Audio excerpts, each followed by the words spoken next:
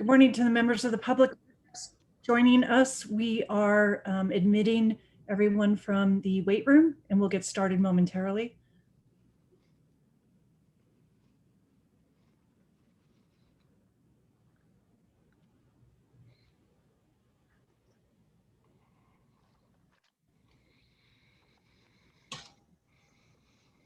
Well, good morning. Today is Tuesday, June 29th, 2021. It's 9:30 a.m. This is a special meeting of the Los Angeles Board of Police Commissioners. Madam Secretary, please call the roll.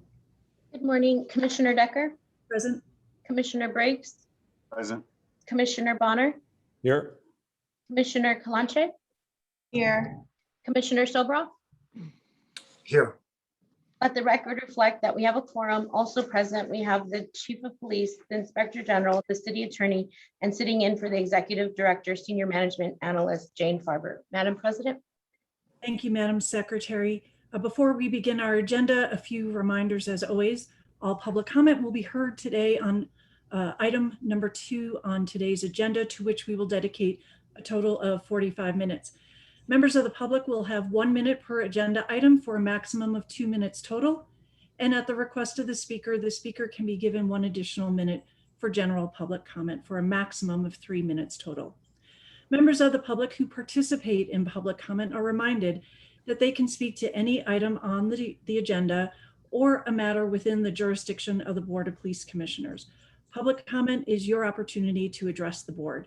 So you are free to express your opinion on matters before the board and to generally express when you agree or disagree with other opinions expressed.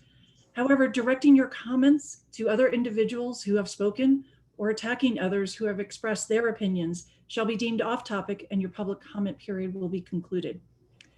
Members of the public are reminded that there are a number of ways to participate in the public comment portion of the agenda. These are all listed on the agenda, but they include submitting written public comment ahead of time in advance of any meeting to the email address policecommission@lapd.online. If you have logged into today's Zoom call, you can raise your virtual hand and you will be placed in queue.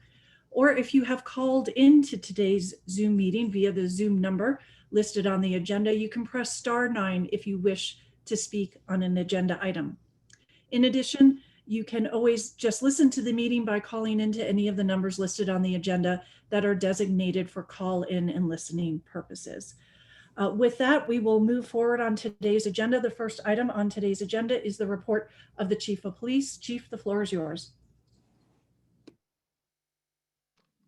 morning, Commissioner President, Commissioners, City Attorney, and the Inspector General. So as I do each week, I want to talk about our COVID-19 updates, significant events, including any categorical officer-involved shootings, crime, and personnel strength. Regarding our COVID update, this past week we've had one additional identified employee that has suffered the COVID-19 virus. That brings our total to 2,708 individuals, of which 2,201 are sworn members, 507 are civilian. The additional individual was a sworn member of the organization.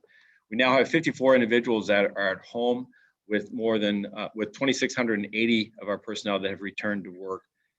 And this troubling news this past week is much as we've seen some resurgence in the county level and in the region with the Delta variant of the COVID vaccine or COVID pandemic, we've seen 2 of our employees that have become hospitalized this last week due to respiratory distress.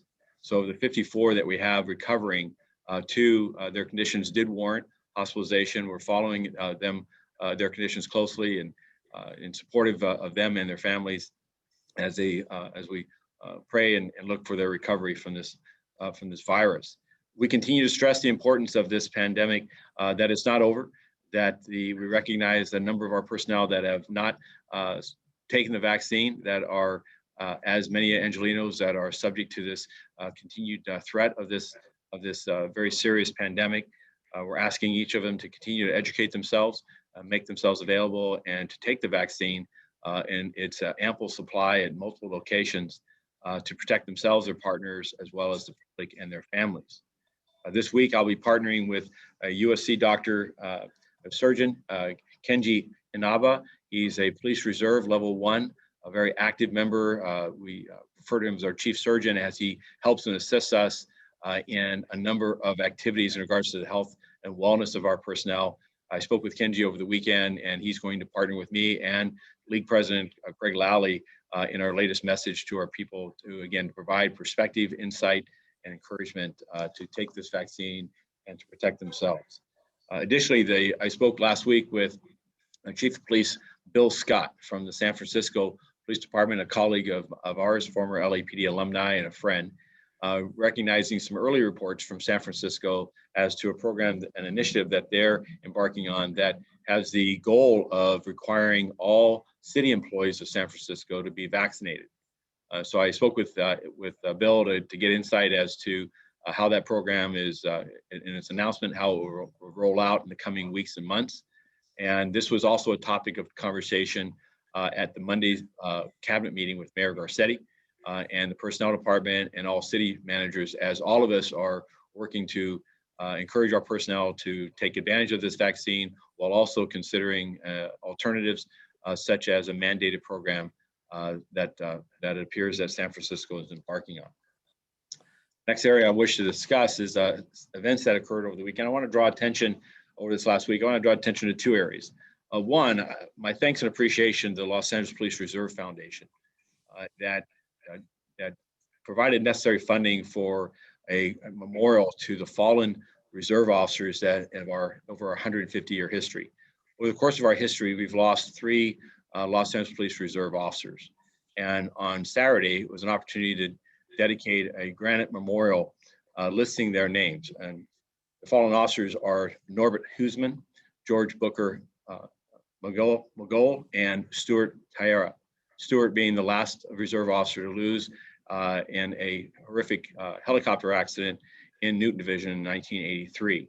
The sacrifice of these 3 men, along with the 233 other members of this organization, while memorialized on our memorial down at headquarters, have been added to this memorial at the Academy, also to recognize the thousands of police reserves and volunteers that have given service to the city as member of the Los Angeles Police Reserve program.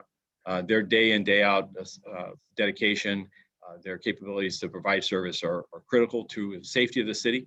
It's also an excellent representation of all of the community working towards a shared responsibility. And it was an honor for me to be at that ceremony and to recognize that granite memorial. Its placement on our Academy grounds was purposeful to remind the next generation of the sacrifice of those before them, and also as members of the public and others come to that site to recognize that sacrifice as well. The other matter as far as events, this morning I participated in a press conference with Councilmember Monica Rodriguez, Chair of Public Safety, in the latest edition of our efforts for the firework reduction program. As a reminder, last year with the pandemic and the necessity of canceling public sanctioned firework shows, we saw a 72% increase in calls for service. This meant that from more than approximately 3,600 calls for service, the number grew to nearly 6,000. And each of those calls for service represented individuals that allegedly were in possession and using fireworks, which are entirely and completely illegal in the city of Los Angeles. Our men and women seized more than 4 tons of firework material during that period of time. 45% of those calls for service occur in the San Fernando Valley. I want to thank the Councilwoman for her leadership in establishing a pilot program tomorrow at Grand Park from 9 in the morning until 1 o'clock in the afternoon, where the public will be able to anonymously surrender fireworks, and a firework buyback program with the support of organizations such as the LA Dodgers, NBC Universal, Food for Less, Target, and other corporate philanthropic efforts. These gifts are going to be provided to individuals. All that we ask the public to do is to place those items in the trunk of their vehicle, go to the location, identify them, that they have, that they're there for the purposes of surrendering the fireworks. An officer will not identify them. We'll facilitate the removal of those items and safe storage and destruction. And the individual will be provided with gift cards and tickets and other means of try to compensate and say thank you for surrendering those. During the course of this week, we're also actively engaged in identifying the top locations that historically members of our community have complained of illicit fireworks. We know that there are certain individuals that seemingly each year go about gathering fireworks and using displays, whether in the streets, their yards, or others. They pose significant dangers to themselves, risk of injuries, death, as well as fire damage and property damage to their surrounding community. And of course, we live in a very dry and arid community, and our hills and so forth are very much subject to wildland fires that can be sparked by such a firework. So our VICE and NED resources are out working, identifying, focusing on those locations to identify those who may be engaged in illegal firework demonstrations. They're also attempting to identify people who are online in social media or other venues attempting to sell, either as wholesalers or retailers, illegal fireworks here in the city. And we'll be making arrests as we have in the past for those activities. What we ask the public to do is if they have or aware of information regarding illegal fireworks in any residential area in the city of Los Angeles, to use the My 311 app or the 311 number or the call LAPD number, and we will initiate a radio call and respond to that and take appropriate action, which is an enforcement. Lastly, I just want to remind the parents, because this is a weekend of celebration of a great democracy, not just for parents, but for all Americans. But in the process of doing that, and I recognize the popularity in other parts of the country of fireworks, but the dangers here, fireworks in Los Angeles, is real. And the dangers to people's safety is acute. We have seen people lose their hands, lose their lives to the use of these fireworks.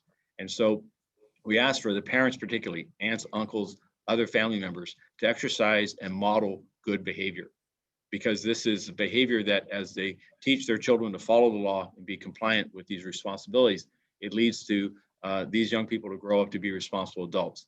When parents break the law, believing that the celebration is an exception, they're modeling the wrong behavior for the young people as they grow up. Next, I'll cover the categorical use of force that we had this past week. We had 2 officer-involved shootings and 1 in custody death. In regards to the officer-involved shootings, the first occurred on the 24th of June, approximately 10:39 at night in the 77th area of Los Angeles. There, uniformed 77th area gang enforcement officers were patrolling an alley when they observed an individual later identified as Daryl Grant, a male black, approximately 30 years of age, standing near a parked car. The officers observed an object that resembled a handgun in the front pocket of Mr. Grant's sweatshirt and attempted to detain him. Mr. Grant began walking away from the officers and removed the handgun from his pocket, and which resulted in an officer-involved shooting. Mr. Grant was not struck by gunfire and was taken in custody without incident. No officers were injured during this incident, and a handgun was recovered from the scene. Force Investigation Division detectives responded and are investigating this incident. Second officer-involved shooting occurred on the 28th of June, yesterday, at approximately 10 o'clock in the morning in the Foothill area of Los Angeles, San Fernando Valley. There, Mission Area uniform officers were in pursuit of a reckless driver northbound on the 5 freeway from Osborne. The vehicle exited onto Terabella Street, that off-ramp, at which time it lost control and collided with a light pole and came to rest in a dirt section of the off-ramp. The driver, later identified as Mr. Christopher Garcia, male spanning 26 years of age, exited the vehicle apparently armed with a pistol. The officers took cover around their police vehicles and gave Mr. Garcia numerous commands to drop the pistol. Mr. Garcia failed to comply with the officer's orders and proceeded to point the pistol, allegedly, at the officers, resulting in an officer-involved shooting. Mr. Garcia was struck by gunfire. Officers immediately began rendering aid, including chest compressions, while waiting for the responding rescue ambulance. Mr. Garcia was transported by rescue ambulance to Holy Cross Medical Center, where he was later pronounced deceased. A black semi-automatic replica pistol was recovered from the scene. Last categorical was an in-custody death that followed a violent assault, a follow-home robbery that occurred in the Hollywood area of Los Angeles on the 25th of June. On the 25th of June, uniformed Hollywood Patrol Division officers responded to a radio call of a shooting at the 1400 block of Blue Jay Way. Upon their arrival, officers their investigation determined that 3 armed individuals were involved in a shooting with an armed security guard. 2 of the suspects were struck by gunfire, as was the security guard, and 2 of the additional victims were who we believe were the intended target of this street robbery. The security guard and victims were transported to a local hospital and presently are listed in stable condition. The 3 individuals, the suspects, fled the scene in their vehicle, and a crime broadcast was initiated.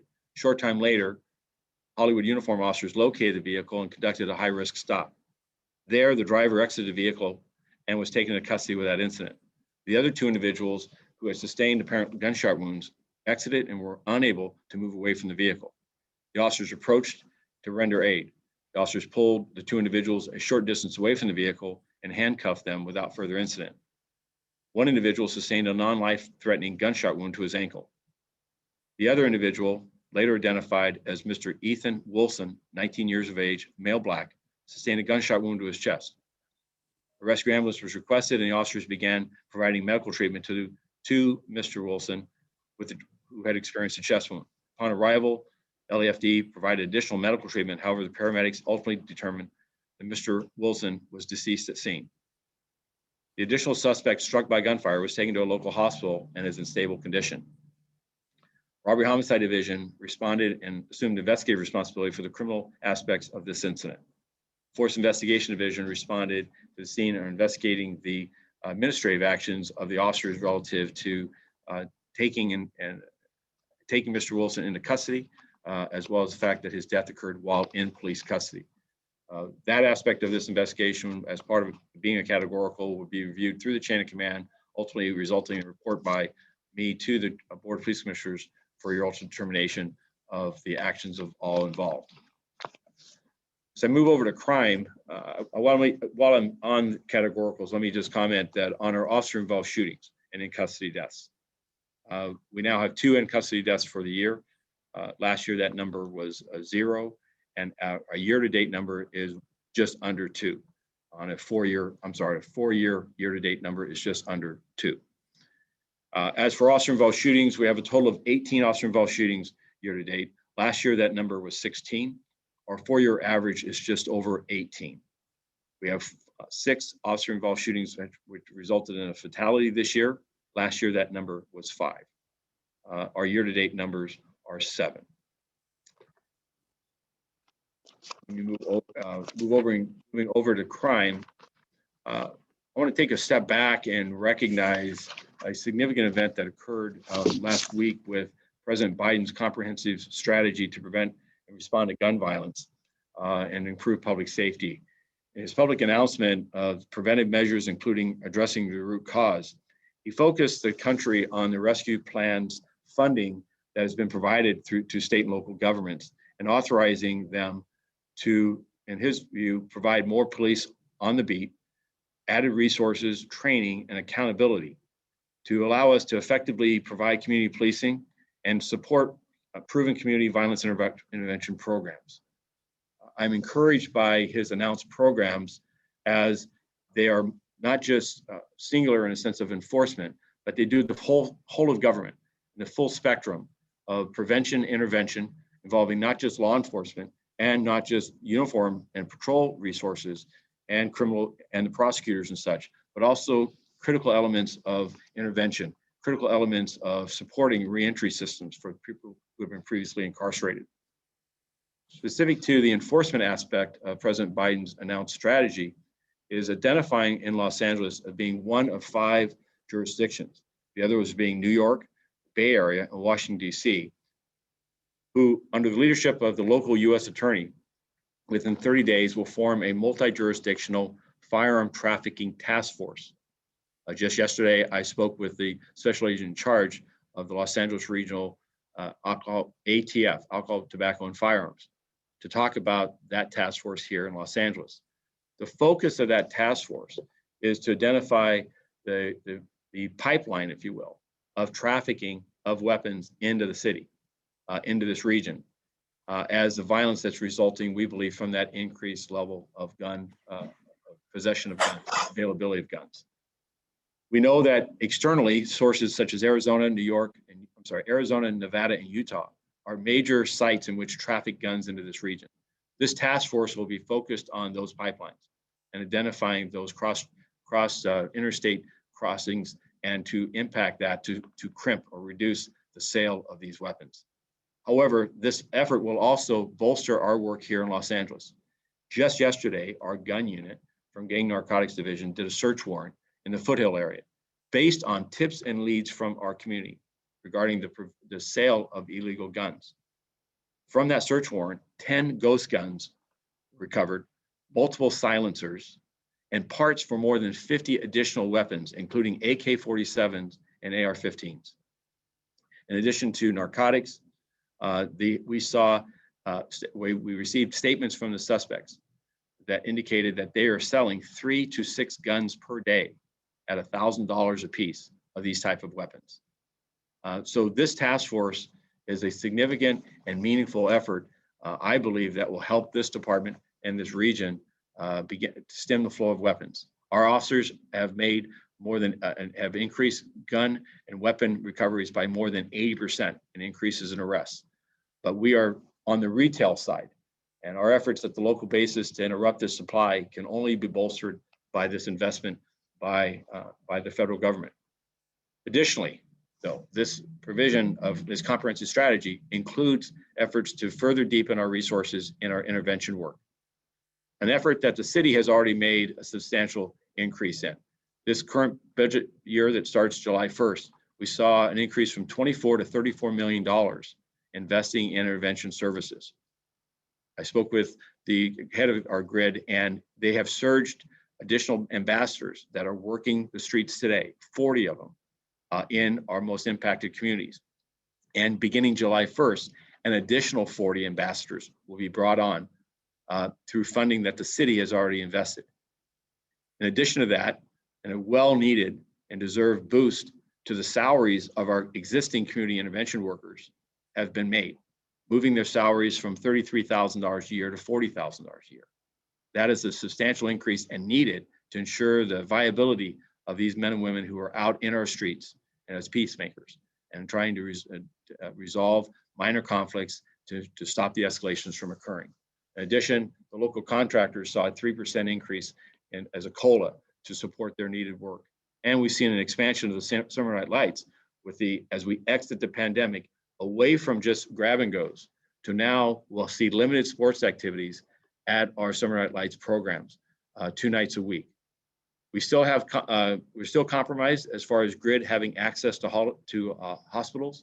There's still that type of restriction. However, their field work in the community is increasing.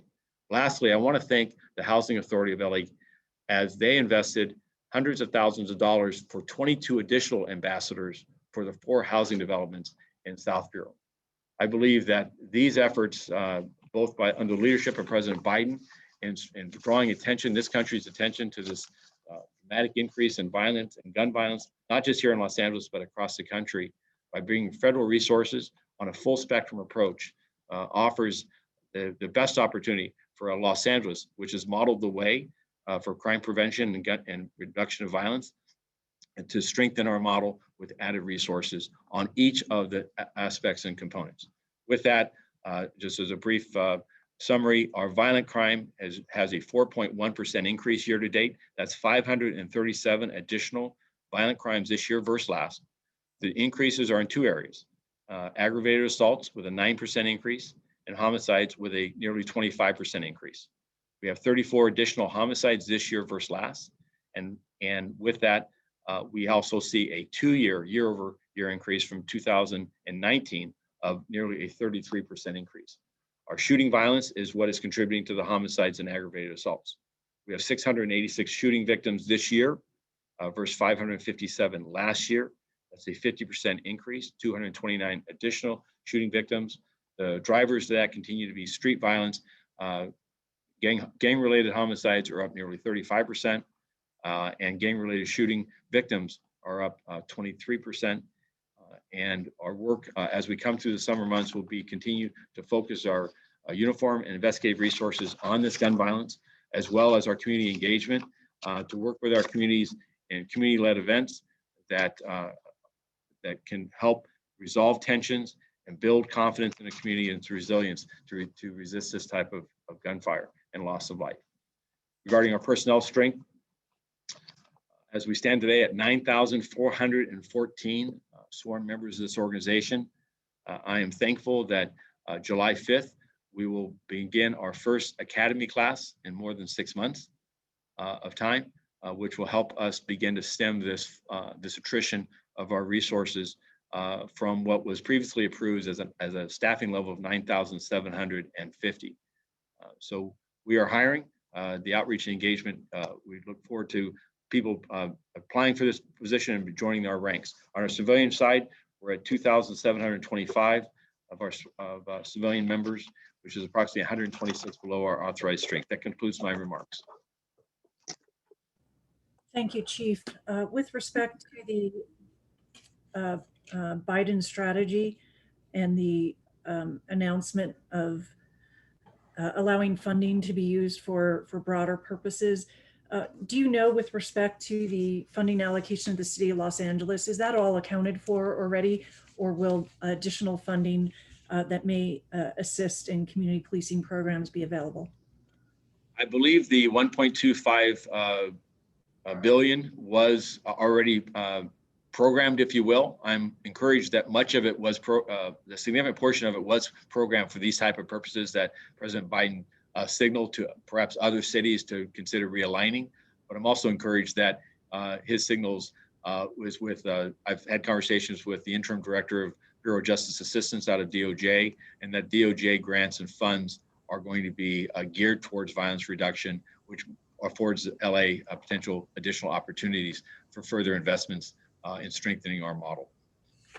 Thank you, Chief. With respect to the summer months, which are always concerning, but this year in particular, I think there's universal agreement amongst those monitoring what's happening in all major cities that the summer months are going to be very concerning.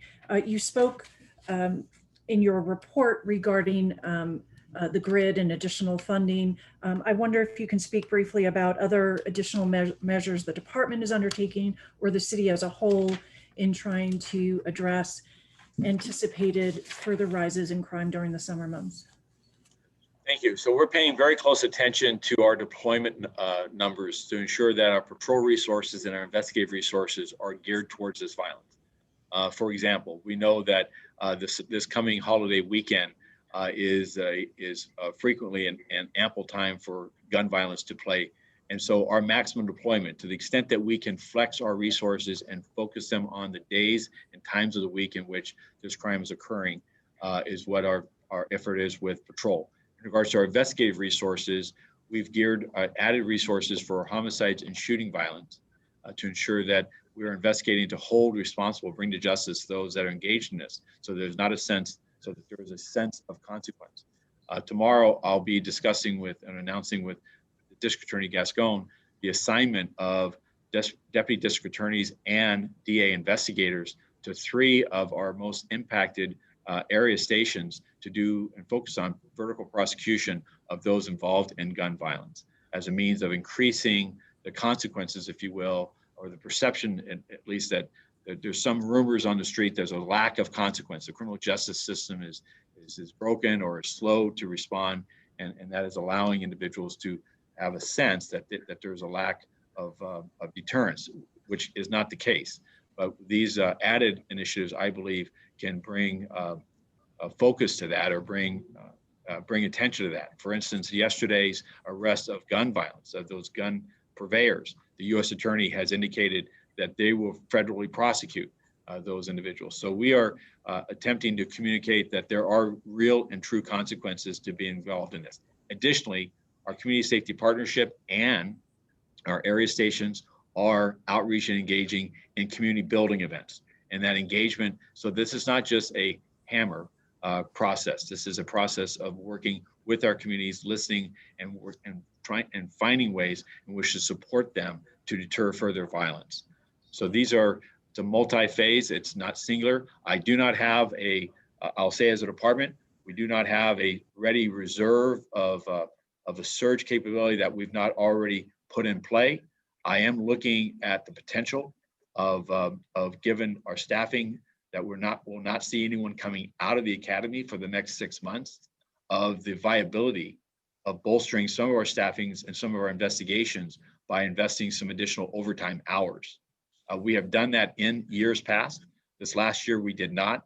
Historically, we have spent approximately 45 to 50,000 hours of overtime to augment our staffing levels. I want to be sure, though, that the staffing, that the funding that the department has been provided, that we live responsibly and within that. But as we start this new fiscal year, I've asked for our commands to exercise great restraint and to manage within our budget. And if such, if we can, as we accomplish that, I believe that there may be ability to use some funding that's been set aside for unusual occurrences for this purpose of this added surge while we go through this rebuilding by building a stock of resources in the academy that can start coming out of the academy in 6 months to bolster our finite resources. So I don't have that. We're not moving on that. That's just one of the things that we're considering as an option to bolster our added staffing. Thank you, Chief. Commissioners, questions? Commissioner Soboroff, you have your microphone open. Sure, thanks. Chief, I want to chat for a second about COVID and the Delta virus. And I think in California, I think as of today, when people are indoors in public places, they have to start wearing their masks again. So people are concerned. But the statistics and the facts are that that people who are hospitalized with COVID, hospitalized, not diagnosed with COVID, but hospitalized, which means more serious issues, that 99%, I'm not sure the number isn't 99.99, have not been vaccinated. In simpler terms, if you get vaccinated, you are not going to go to the hospital because of COVID, period. Now, while the city and different places debate and analyze, how do we mandate, don't we mandate, how do you mandate, is mandate legal, is it mean, or whatever it is. We've done some things that have really worked well that you described today, and they're about positive reinforcement.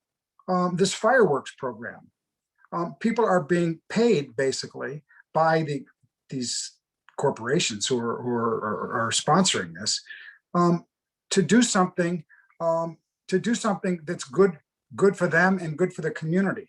Our gun buyback program, which is again a positive thing. We don't tell people, hey, it's bad. The fireworks are. What we say is, if you do this, we will do that. What kind of positive reinforcement can we do? Let the rest of it. Let the mandate group have its debates. But I mean, the Delta virus is here right now. The rules are changing as of today. What can we do from a positive reinforcement to get our officers to get shots? I think of examples around the country. You know, there have been lotteries, and all of a sudden, the number of people getting vaccinated go up 40%. Could there be gift cards? Could we get some private sector people to offer lotteries for a free car or something for people? How do we positively, while everybody else is twiddling their thumbs looking at it, how can we positively reinforce officers to absolutely go now and get vaccinated? I bet you those 2 cops that just went in the hospital were not vaccinated. So Commissioner, I believe we're actively engaged in positive reinforcement. I did watch and observe the fire department's incentive program where Chief Terrazas, working with his fire union, incentivized that if any station were to become 100% vaccinated, that they would be awarded a prize of some value. I don't exactly know what it was. They've yet to have a fire station reach 100%. And the fire station staffing is a much smaller number than what you see at a Los Angeles at an area station, which typically has 300 personnel. The incentive program by Governor Newsom, your report and my review of it somewhat differ as to its success. I am supportive of positive reinforcement. I want us to encourage everyone, and yet the hesitancy that I see is beyond LAPD. It's beyond public safety. Of course. It extends in the other sectors. I'm encouraged by San Francisco's efforts. I believe that that's the appropriate approach, meaning that all of city government be responsible, that we not single out LAPD or LA Fire or city attorney or city council, that all of us as public servants, we should all be in or none as far as a voluntary versus involuntary basis.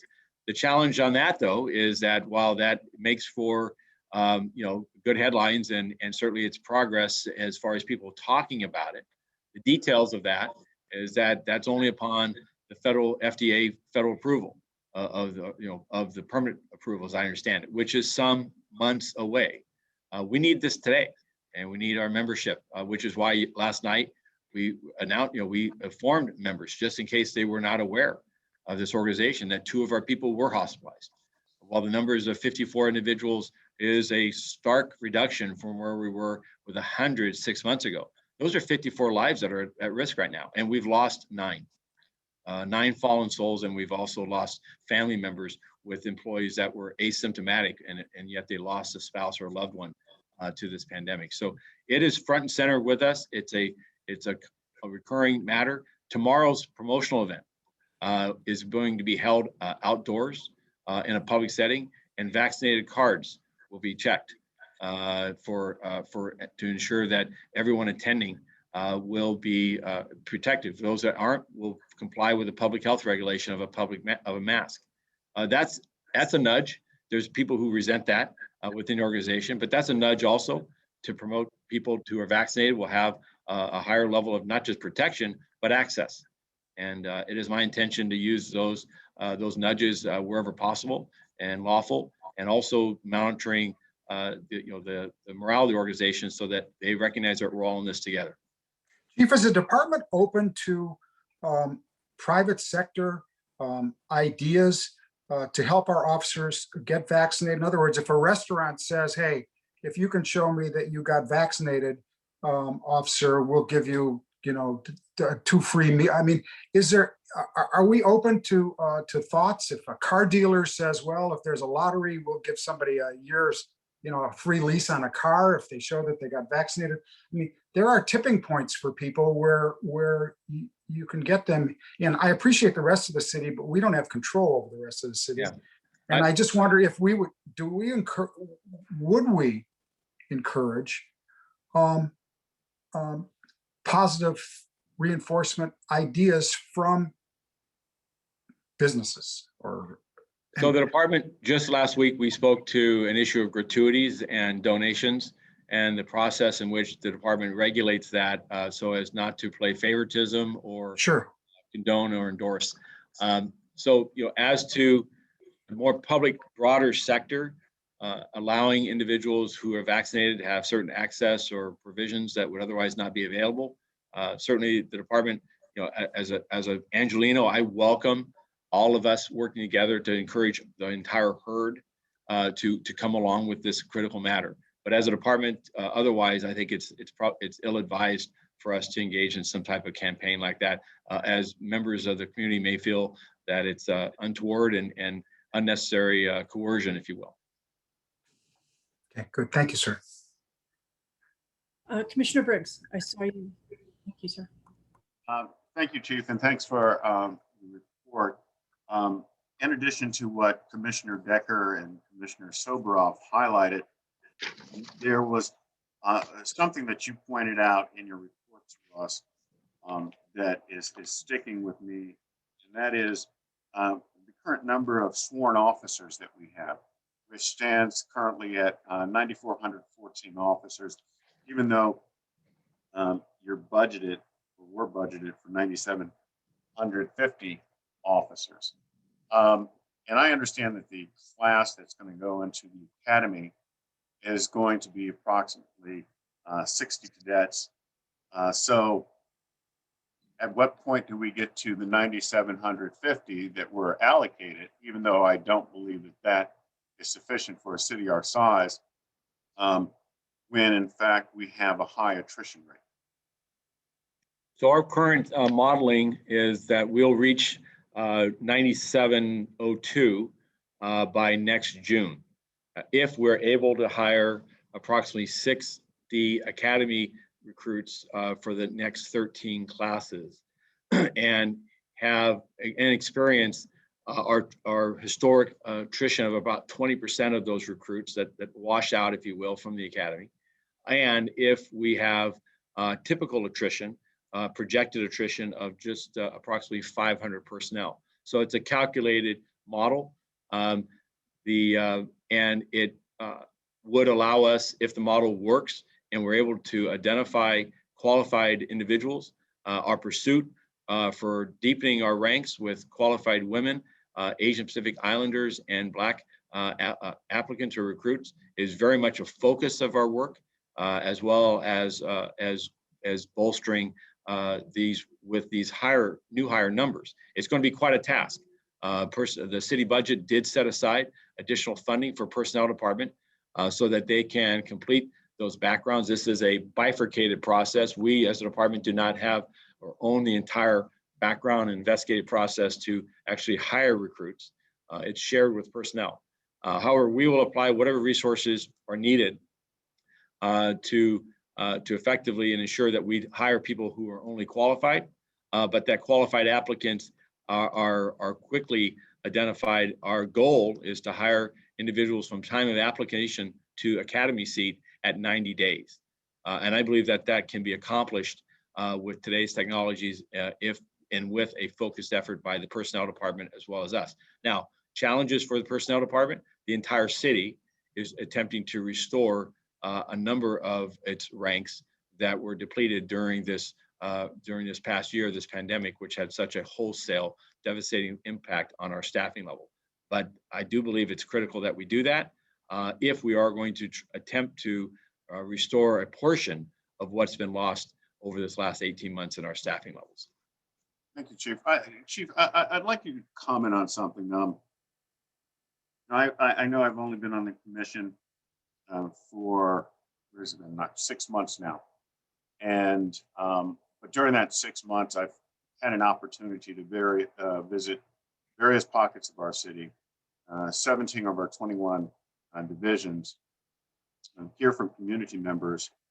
And during the course of that time, my takeaways at this point are that if we had more officers, it would allow for a greater community policing or greater beat patrols, which would allow for greater trust to build up between the department and community members on themselves, and also help to reduce crime to some extent. In addition, it might allow the department to retain more female officers, which I understand, we lose at a greater rate when they have to make a determination between whether or not to have a family or, stay on the department because of the lack of flexible hours. And, if you had greater personnel, you could perhaps create more flexibility in the hours that female officers work. And it would also permit greater training for officers rotating without having to go into overtime. So I know everyone talks about this number of 9,750 or 10,000 as some magical number, but what I'm learning is those are not really the true numbers.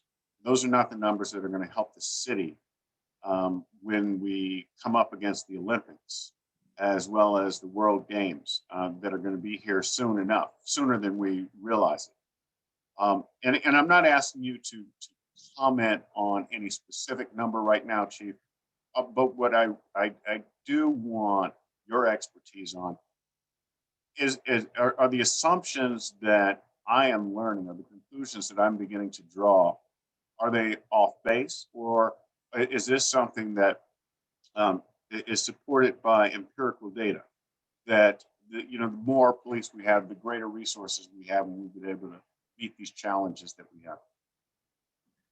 So I will comment that there's no magic formula for sworn and civilian. I think it's personnel, people count, cops count.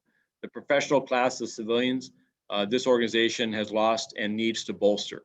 That frees up uniform and otherwise well-equipped and qualified police officers to do the work best geared by their profession.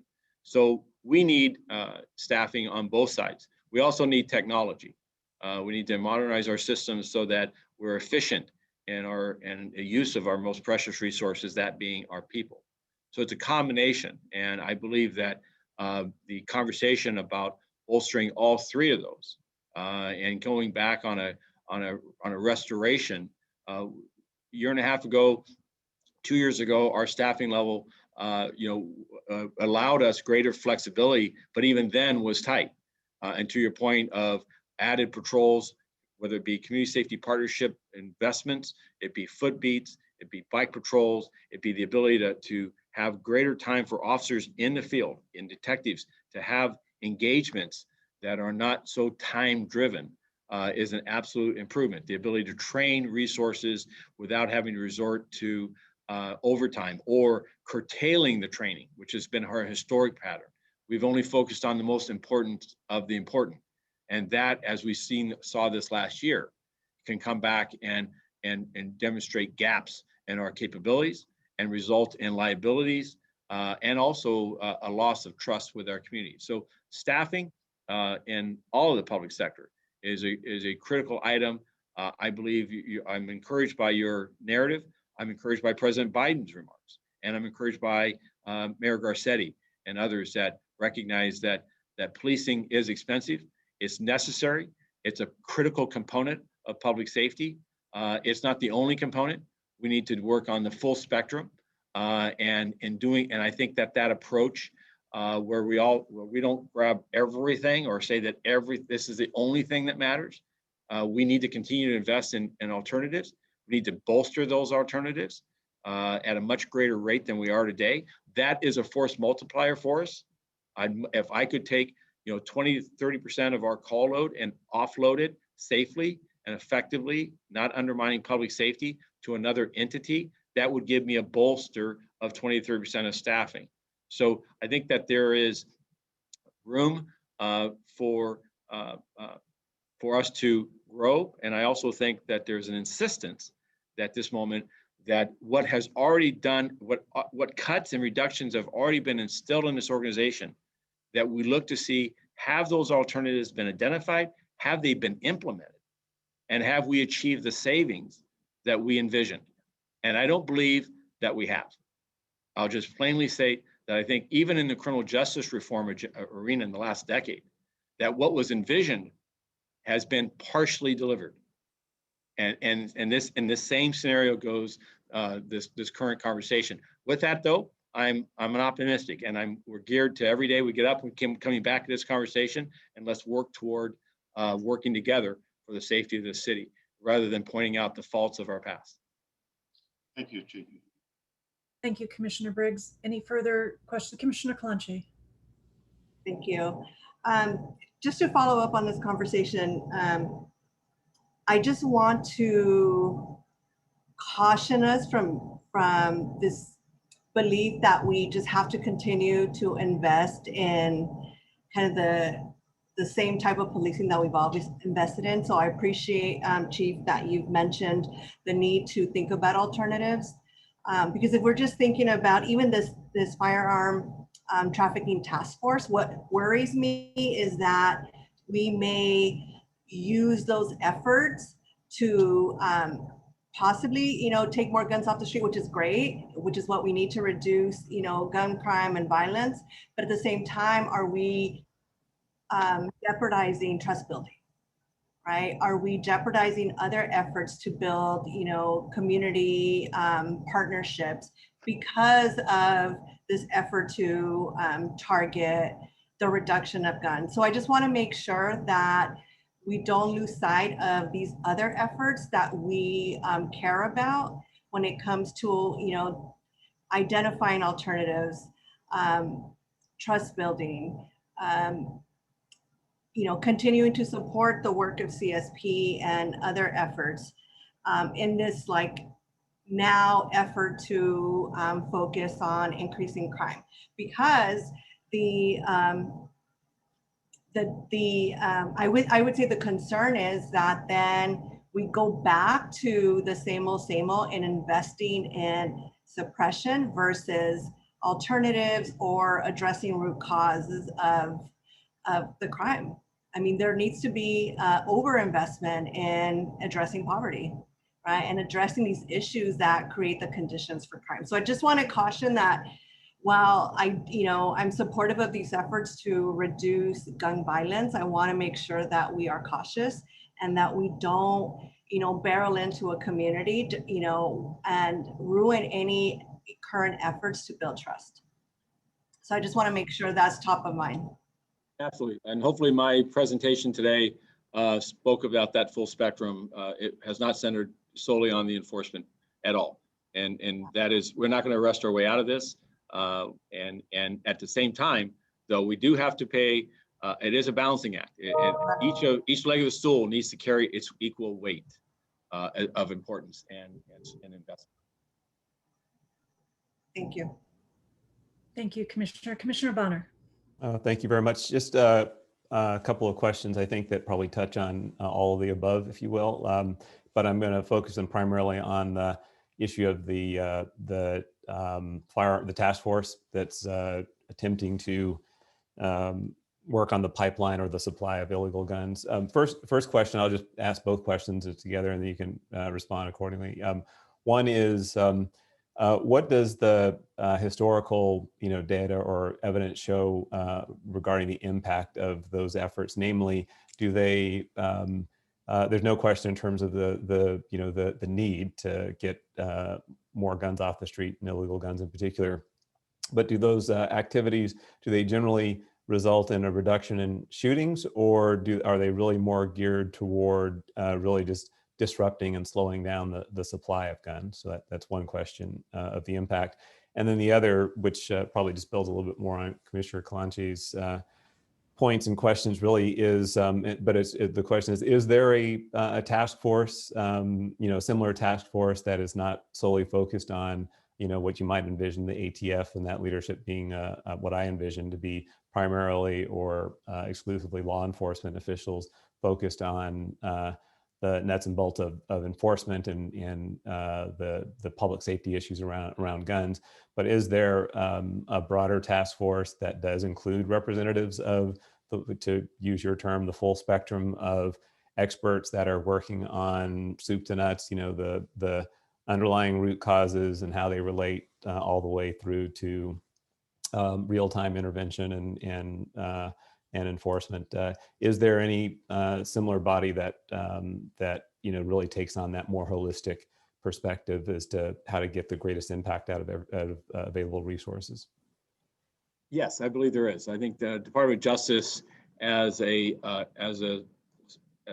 federal department, has functionality in each of those arenas. And the president's message was clear that he expects Department of Justice, whole of government, to come at this, and not just coming at it from a policing standpoint, but as even his investment in policing, he's demonstrated the acknowledgement of accountability, of added training, and not just more cops on the beat.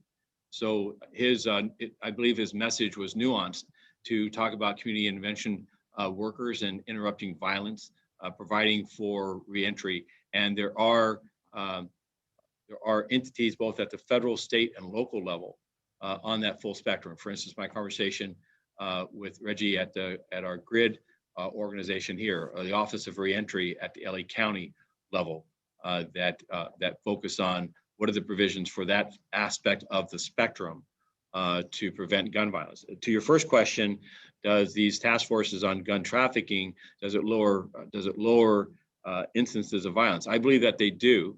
The point of that is it is through disruption. It is through interrupting the supply of weapons and the ready availability of those weapons to individuals who are otherwise prohibited from having them. So the individuals, yesterday's example, where individuals are selling 3 to 6 guns with silencers, AR-15s, 16s. These are M16s. These are weapons that are killing machines, whose purpose is not marksmanship, but is hunting other people. Those weapon purveyors, stopping that from happening reduces that supply, reduces that ready availability, and I believe has a resulting impact in deterring further acts of violence. It's not a one-to-one, but it is also a concept that says that policing shouldn't just be on the retail side, that public safety also needs to focus on the supply. And so disrupting that supply can shorten or can limit the access that people have, and then they have to resort to something else, or it deters them resorting to gun violence. I appreciate that on both fronts, and I would just say that with regard to the task forces generally, but in particular the opportunity that Los Angeles has, being one of the 5 cities that will get some additional federal support, is, I would like to see the department use its platform and engagement, at least in that process, to encourage and invite others into those conversations and task forces. In other words, so that you really can not replicate, I think, some of the historical approach of viewing it, as in a law enforcement silo that is a really primarily or exclusively a law enforcement exercise, but also to include, this broader, effort to work on the various dimensions of the problem that we're really trying to get at. Very well. Thank you. Thank you all. That concludes the report of the Chief of Police. We'll now move on to public comment. Madam Secretary, would you please begin public comment and call the first speaker, please? Okay, our first speaker is caller ending 3146, followed by Michelle Alger-Minty. 3146, you're on. Hi, good morning. Hi, what items would you like to speak on? 3C is 4A, 3H, 4B, public input use report. Okay, 3 minutes. It's going to start with God bless, but really it's still Native American lives matter. That's where I am. And I hear you talking about Suicide Joe. You know how many suicides have gone on since 1973, and Joe has done nothing about it much. Talking about getting beyond the past, the chief said. Well, how does that work for the criminal? And I think you need to be brought to justice. There's some problems. I know you guys are trying real hard. And so on 4A, the officer says, oh man, this is going to be a suicide by cop. And then he goes over and he shoots the guy. He shot the guy. He's 25 feet away. He shot from behind the door. He didn't wait for his partner for a non-lethal. He was loading it up. But the dude is way mental, right? So he's walking across the street with a machete. So the officer starts screaming, right? There's no positive reinforcement there. But this was what was happening. So the officer, how is anyone going to get the attention of this man or the command of such an individual? Okay. So since all people in power have been aware of this result and a death happens to a human, when there's many better approaches, even the new approaches of the last 3 years, all mostly are ineffective at saving lives. Destroying both lives. The officer's life is destroyed. He had to kill somebody, and there's a person who's dead. And so all people in power are guilty of murder. You can't count on any of these people. That's absolutely disgusting. There's a problem with, I believe it's the Wilshire Community Police Advisory Board. Probably not worth it. You got the D.D. Hirsch Psychiatric Services. It didn't make it to this individual. There's a lacking there. I know everybody's trying H. International Association of Police. What good has that done? They're still killing people all over the world. They're trying hard to get it down, right? Okay, I guess they'll keep working on it. So the chief, remember you were telling me with the mayor that they had 3 candidates and they did not, Sancho Tina, and they did not know who has to go back to the Bosque land because this is Native American land, who did not tell us the truth that they were picking the chief they had known for 6 months, and the mayor was lying week after week after week after week. I was listening to this report. They were picking a chief, and they were all lying to me. And I was like deep into it. I was like, who's going to be this chief? Because it's an important role. And I was just being lied to. I don't know. Where did the place go to? Okay, thank you. Next, we have Michelle Alger-Minty, followed by caller ending 4952. Hello, I'm going to be speaking on item 3B, 3D, and public comment. In regards to item 3B, as members of the Civilian Commission who claim to be the citizens' voice in public affairs, do you all think that an agenda item that includes a presentation and discussion relative to police officer recruitment should be heard after public comment is taken? We have no idea what's going to be talked about, and how are we expected to comment before this discussion and presentation? In regards to item 3D, LAPD Detective Lou Turiega, listed in the attached report to this item as an officer in charge of the detective training unit within training division, was suspended for 44 days, hardly enough, following his involvement in the violent beating of Rodney King in 1991. Specifically, the LAPD Board of Rights found him guilty of dragging King while he was handcuffed, putting his foot on King's head during handcuffing, and failing to report misconduct. LAPD Detective Lou Turiega has spent decades being promoted, posturing as a labor representative, as a director on the board of the LA Police Protective League. And today we find out he's in charge of training other officers in the brutal ways of the LAPD investigative process. This is ridiculous. Does Turiega train officers to put their boot on the face of handcuffed persons, to drag them across the asphalt while handcuffed? This is a huge issue and needs to be amended immediately.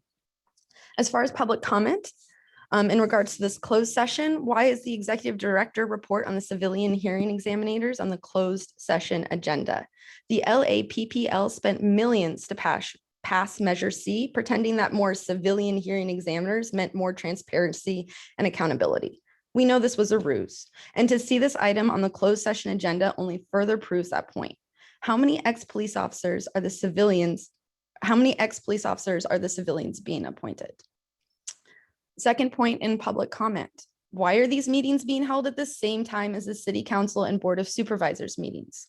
We know you, Ms. Drecker, don't answer questions at these meetings, but as the president of a commission that says that you are the citizen's voice in police affairs, I think we deserve to know more why you continue to support stifling the speech of Angelenos.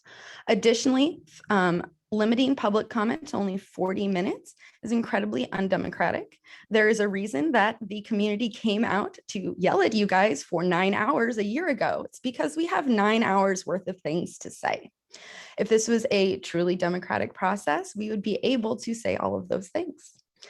Lastly, Chief Moore, you need to be fired or resign. I think this issue with COVID is a perfect example. Having spent a lot of time with police lately, notice they don't wear their masks. And if they're not wearing their masks, they're definitely not getting the COVID vaccine, which is a cultural issue that we're not experiencing in any other public sector, which means it is Chief Moore's responsibility to fix it. And unfortunately, he's just propagating it.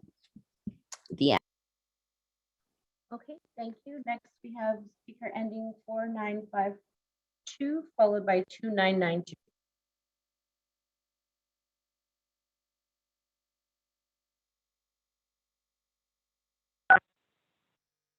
Hi, can you hear me? Hi, yes, what items would you like to speak on? Hi, I'm going to speak on all of them. Okay, 3 minutes. Okay, this is Tigara. I'm with Stop LAPD Spying Coalition and LAPC Fails Coalition. And this month we've heard a lot about LAPD and the LGBTQIA+ community. So I wanted to talk today about some of the ways that policing harms LGBTQIA+ folks.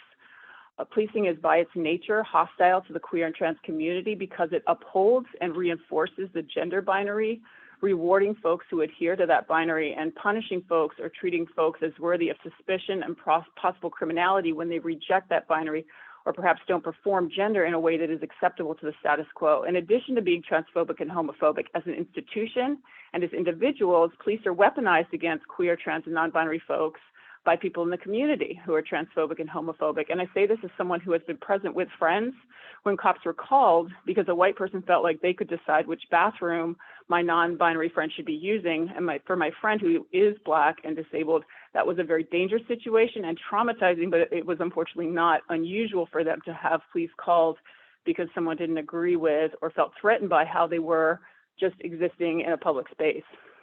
The people who are queer, trans, and non-binary are more likely to be reported as being suspicious or otherwise reported to police, and more likely to have interactions with or be stopped by police in general. Trans, queer, and gay youth are more likely to get in so-called like trouble at school and face discipline there. If they are also Black and brown, that discipline is more likely to involve cops as well. Trans, queer, non-binary folks are more likely to be unhoused. And if folks are also Black, disabled, and or youth, that likelihood is going to be even higher. And as we know from listening to Michael Moore in these presentations and in the media, LAPD fucking hates the unhoused population and is more than happy and eager to list off statistics criminalizing the unhoused population and presenting folks as being unsafe, all while failing to acknowledge how safety would be increased for folks if adequate housing was provided.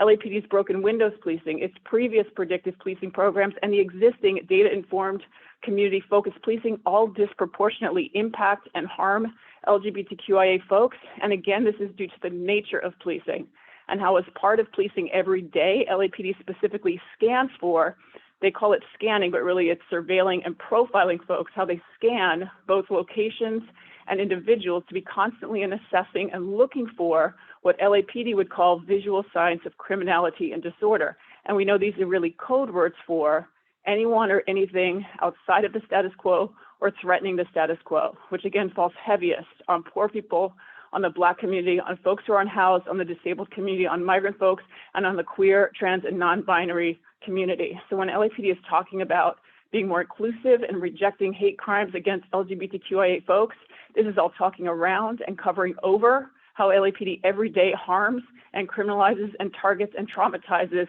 and weaponized against the queer, non-binary, and trans community. And we will all be safer. Okay, thank you. Next, we have caller ending 2992, followed by Zach Sherwin.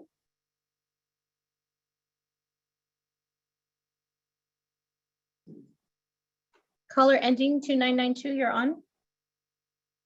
Hi, all items and public general comment, please. Okay, 3 minutes. Good morning. Many of us have been calling in asking what you commissioners are going to do about crime in our city. The league even launched a campaign asking, what's your plan? And so far you guys have been crickets. No plan, no proposals, and instead you allow special consideration of criminals' family members to come on here and cry about what a good boy their EHO was, even though he tried to kill a cop. You have almost consistently played into and helped support the narrative that cops are bad and the criminals are victims.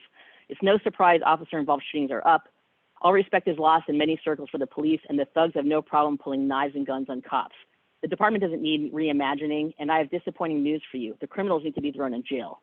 This social experiment is failing miserably, and your woke ways are literally putting lives at risk. Homicides are up 25% since last year, and we all know that none of you will do anything to even try to help that.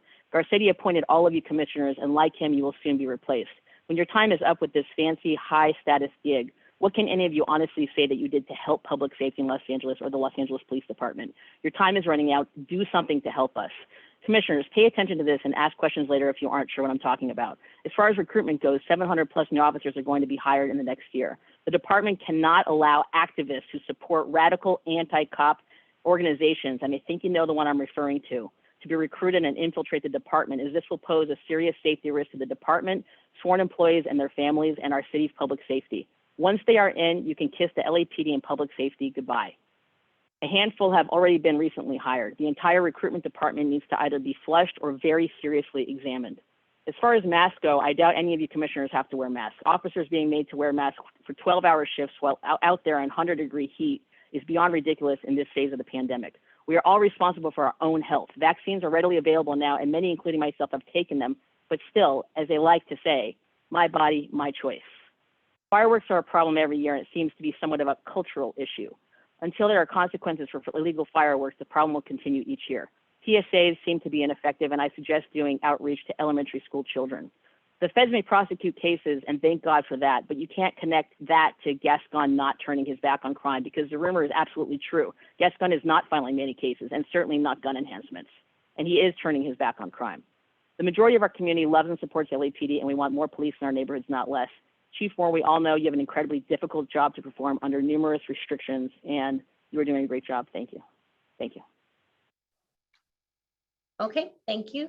Next, we have Zach Sherwin, followed by Rudy Melendez.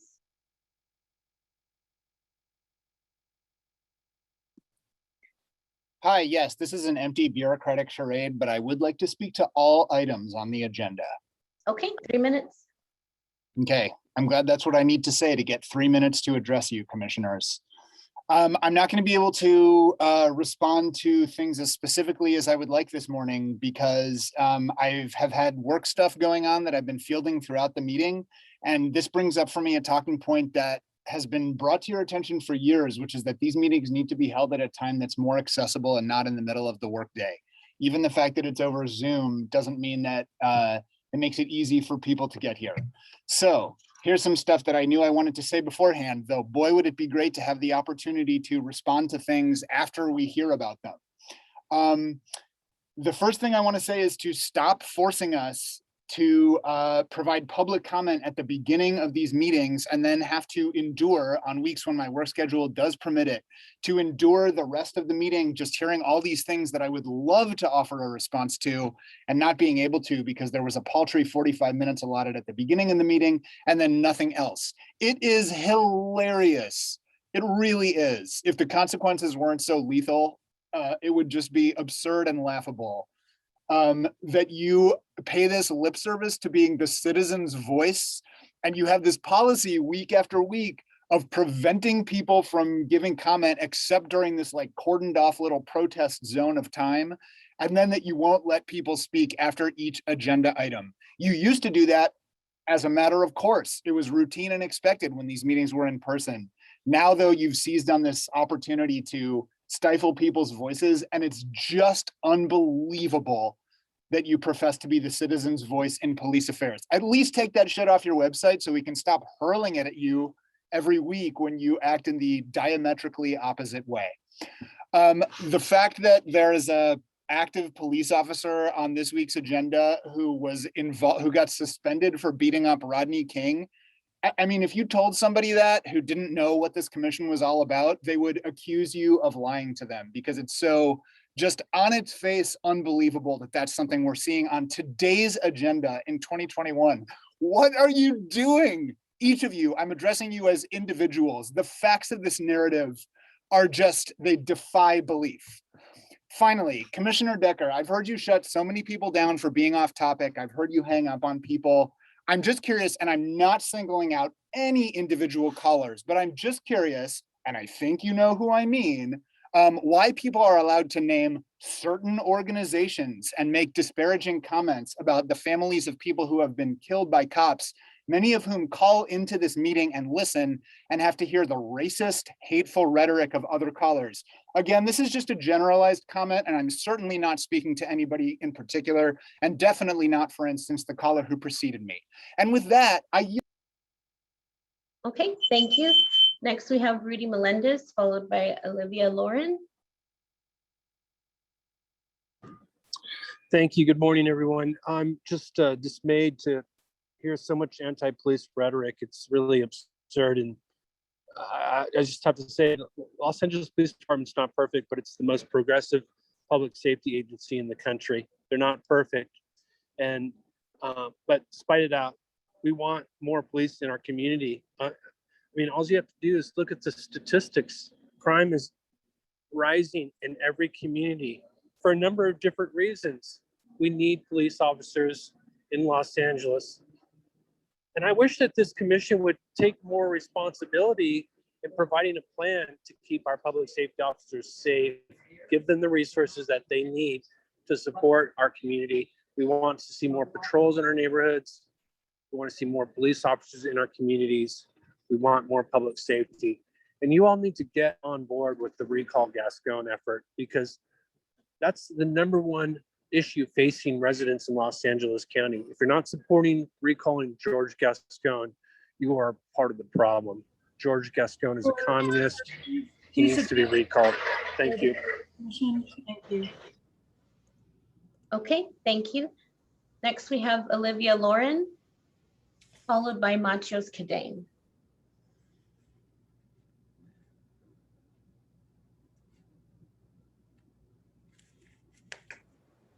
Hi, good morning, Chief. All items, please. 3 minutes. Morning, Chief. One thing I just get some of my attention is I'm assuming that you are not a regular visitor for the Reddit forum. But however, during the recent, what was that? The Chauvin cases, there are anonymous officers and anonymous deputies, law enforcement all over the country. I'm assuming maybe some of the LAPD officers voiced their concerns on the Reddit, which is basic law enforcement in the community, the basic law enforcement concern in the city. So they are thinking about reasonable suspicious. So they have a little bit fear regarding a reasonable suspicious. So when they see something, when they say something in the fear of whatever politically correct pressure, whatever politically correct internal affairs bureau, they may just pass by. That's it. Turn a blind eye on those criminals or victims. Just pass by. So that is one of my concern. I don't know. I'm assuming this could be an issue in any city, not only in Los Angeles. Several weeks ago, I was kicked out by this meeting, but on that day, I was originally trying to speak on the Gold Line, Metro Gold Line incident, but obviously Commissioner Becky kicked me out. On that, I'm not really sure, Chief, are you aware of that video? Because on that day, I was expecting you talk about that Gold Line incident video, but however, on that particular day, you never mentioned about it. So, which is a TikTok challenge, which is several black, is that a teenager or young boy? I don't know. By slapping Asian's face on the Metro Gold Line and then post on the video. It's a TikTok challenge. And then at another person, he said, "Hey, I did 3 today. What's your body count?" So I'm not really sure. It's pretty viral on the CBS LA. It's on the NBC LA news. But I was really expecting you to talk about that specific incident. That is another my concern. So right now it's not only becomes a trend, but it's become some sort of a competition. And then couple days ago, I mean, there's some sort of a newly promoted the Chinatown. Is that a captain or I'm sorry, I don't know the title. With that LAPD whatever title is had a really long discussion with the Chinese community leader and then another Korean whatever Asian community leader, and I really appreciate that. But I really wish and I want to request from the chief level. At the same time, those are the Gold Line video. I recognize them. They are the one who told me I need to go back to where I belong. Thank you, Chief. Okay, thank you. Next, we have Machos Kadane, followed by Betty Lay. Hello. Hi, what items would you like to speak on? All of them, please. Okay, 3 minutes. Thank you. Chief Moore, with the Delta variant on the rise, your routinely unmasked and largely unvaccinated police force is going to be hit pretty hard by infections. And more importantly, they're going to spread the virus among Angelenos. So if you really want to show the public that you're taking the pandemic seriously, you'd mandate that your officers take the vaccine, as Commissioner Briggs suggested last week. Additionally, Chief Moore, you still haven't named the state law that prevents you from naming the officers that shared the racist George Floyd Valentine. I'm beginning to suspect there isn't one, and that was just an excuse provided to you. And you still haven't named the LAPD officers who participated in the January 6th attack on the Capitol. We deserve to know who these racist white supremacist extremists are and if they're still on the street. Chief Moore, this week, your officers escalated a car chase that resulted in the death of an 86-year-old woman, and they shot their 18th victim. They've killed 6 people this year. They've shot and killed 6 people this year that we know about. And I really don't think fireworks should be your priority. It seems kind of ridiculous that you spend so much time talking about a buyback program for fireworks. And I'd love to comment on the presentation for item 3B, but it hasn't happened yet. This backwards method of hearing public comment before agenda items are spoken on. It's so obviously meant to stifle the public's voice. And President Decker's long-winded disclaimer at the top of the meeting, limiting public comment to 45 minutes, does nothing to address why you feel you can limit public comment, because we're meeting over Zoom. And why you think you can talk about, why you think people can comment and talk about things they haven't heard yet. This is stupid. It doesn't make any sense. On the report attached to 3B, it's absolutely on brand for the LAPD to have Lou Turiaga, an officer who was suspended for his complicity in the brutalization of Rodney King, go on to be in charge of the detective training unit. This shows nothing has changed in the nearly 30 years since Rodney King was brutalized. The cops that nearly beat him to death were acquitted, and officers like Turiaga slowly worked their way up the ranks within the LAPD. And on that point, I want to answer Briggs's question for Chief Moore earlier. No, there is no empirical data that shows that allocating more resources to policing leads to a decrease in crime or an increase in safety for that matter. It does, however, ensure the criminalization and death of unhoused folks, Black and brown folks, and any other marginalized group. I also want to comment on the time for the police commission meeting. It happens at the same time as the city council meeting, which is kind of ridiculous. Resume in-person sessions. I understand that would be tough on you because you would then have to do your job and listen to actual public comment and actual input. But it is your job. And I think that's all I've got. I'm going to yield the rest of my time. Okay, thank you. Next, we have Betty Lay, followed by Hiram Cormier Jr.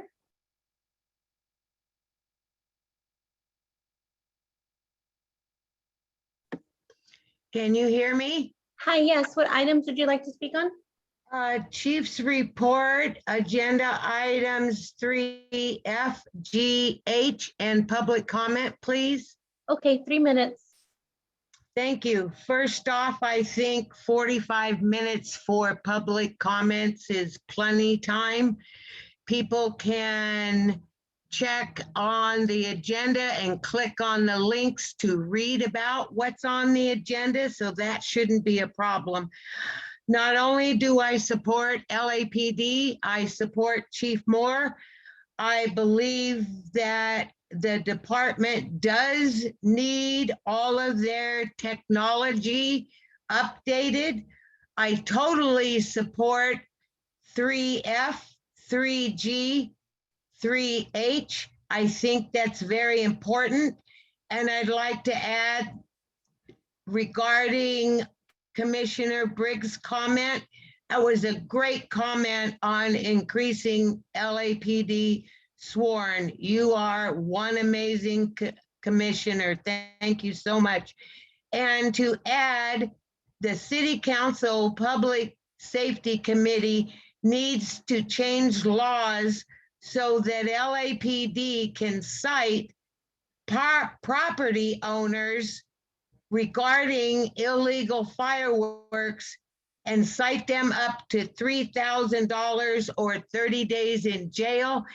We need to recall Gascon, and I'm really pleased to hear that Chief Moore stays in contact with Chief Scott up in San Francisco. Both of them are amazing individuals. I'm very impressed with everything that LAPD has been doing. We need to keep our officers safe. We also need to increase sworn. We need to increase everything that's involved with the department, including bringing back the specialized units that have been dissolved. It's very important that we work together on all this. I thank you so much. I appreciate every one of you. Please stay safe and healthy. I bide the rest of my time. Okay, thank you. Next, we have Hiram Cormier Jr., followed by P. Miller. Yeah, can you hear me? Hi, yes. What items would you like to speak on? Item 3D and just general public comment. Okay, 2 minutes. 2 minutes. That's funny. All right, I don't even know where to start with this, but first of all, I see that Lou Torriaga, or however you say his name, you know, the cop who beat up Rodney King all those years ago, has been promoted over the last 30 years, which is really ridiculous to me. It just shows that brutality is natural to the LAPD. And not only that, it's encouraged. If you beat somebody's ass, you'll be moved up the ranks. That, like other people said, it's just amazing how LAPD has not changed, and you remain not, as somebody previously said, the most progressive, but the most regressive police force in all of America and really the world. On top of that, I don't even have time no more to address the other shit, but I want to address something Briggs said about needing more cops. We don't need more cops. Nobody asked in their right mind for more police. Police don't keep nobody safe. If we get fucked up today, nobody will care because we're Black. We do everything for this county. You people talk about violence in LA, violence in South Central, violence in Pasadena, violence in wherever the fuck happens at, but don't recognize that we sacrifice everything for y'all. Y'all use us for your pain, for your movies, for everything, but y'all don't do nothing for us. The cops don't do shit. If I get attacked today and I have to call the cops, they ain't gonna help me. On top of that, somebody said something about overtime.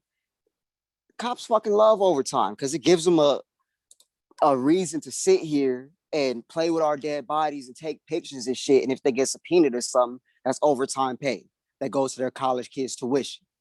You know what I'm saying? So really, man, and on top of that, I know, Briggs, that that's just a dog whistle to the LAPF and your corporate sponsors to get more money. So please shut the fuck up. And all you Blue Lives Matter Smurfs, you can really suck my dick, for real. Defund the police, nigga. Okay, thank you. Next, we have P. Miller, followed by Summer.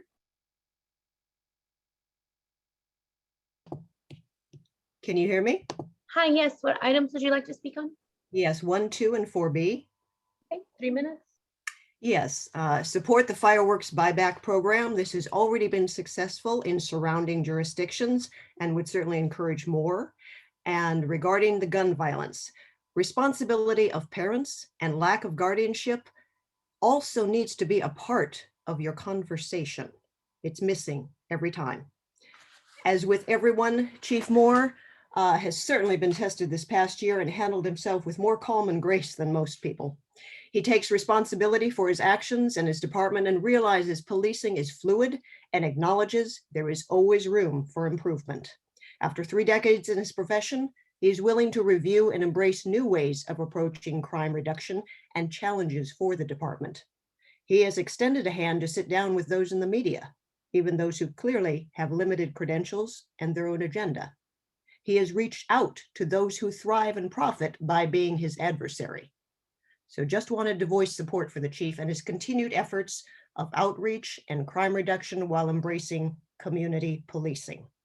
And commissioners, crime prevention and reduction does not rest solely on the shoulders of the LAPD. Neighborhood Watch, Business Watch, and senior lead officers have always been at the core of community policing in LA, actually for decades now. Partnership, prevention, and problem solving. We get it. We do not, and we do it for no salary. We take personal responsibility for ourselves and our communities and to improve public safety with the LAPD. The senior lead officers in every division are to be commended for their outreach and work with the community in every division. This past year, you continued to be a lifeline to your people via Zoom, phone, whatever it took. People got creative for National Night Out. And senior leads, your people who have known and worked with you for years have not gone anywhere. It is time to reinvigorate your groups and incorporate some of the new things you learned this past year that might facilitate even better communication. The informal membership and significant network of neighborhood watches and business watches throughout the city want the best for LA. We support diversion and intervention programs. We want safe neighborhoods for all communities. It is not an exclusive club.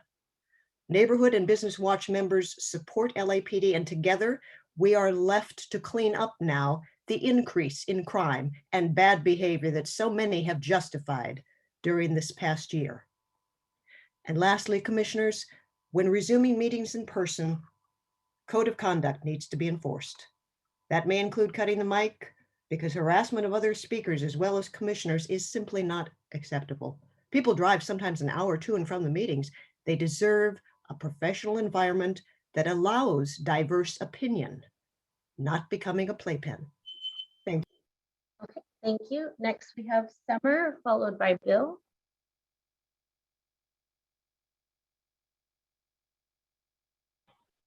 Good morning. Can I be heard okay? Good morning. Yes. What items would you like to speak on? I would like to speak on all of them, please. Okay, 3 minutes. Okay, thank you so much again for your time. I first want to start off by saying, every week we call in, and it's unfortunate we have to listen to the naysayers with the redundant and counterproductive rhetoric that goes on every week. Not only is this dangerous, but it's unfortunate. And second, I want to say I'm glad to hear that we have a new academy class starting in July. We definitely need more police officers in our community. This is an absolute good thing. We live in the inner cities. We live in these communities, and no one speaks for us. We speak for ourselves. And as community members, yes, we do appreciate the police and would like the police in our neighborhood. We support them and we appreciate them.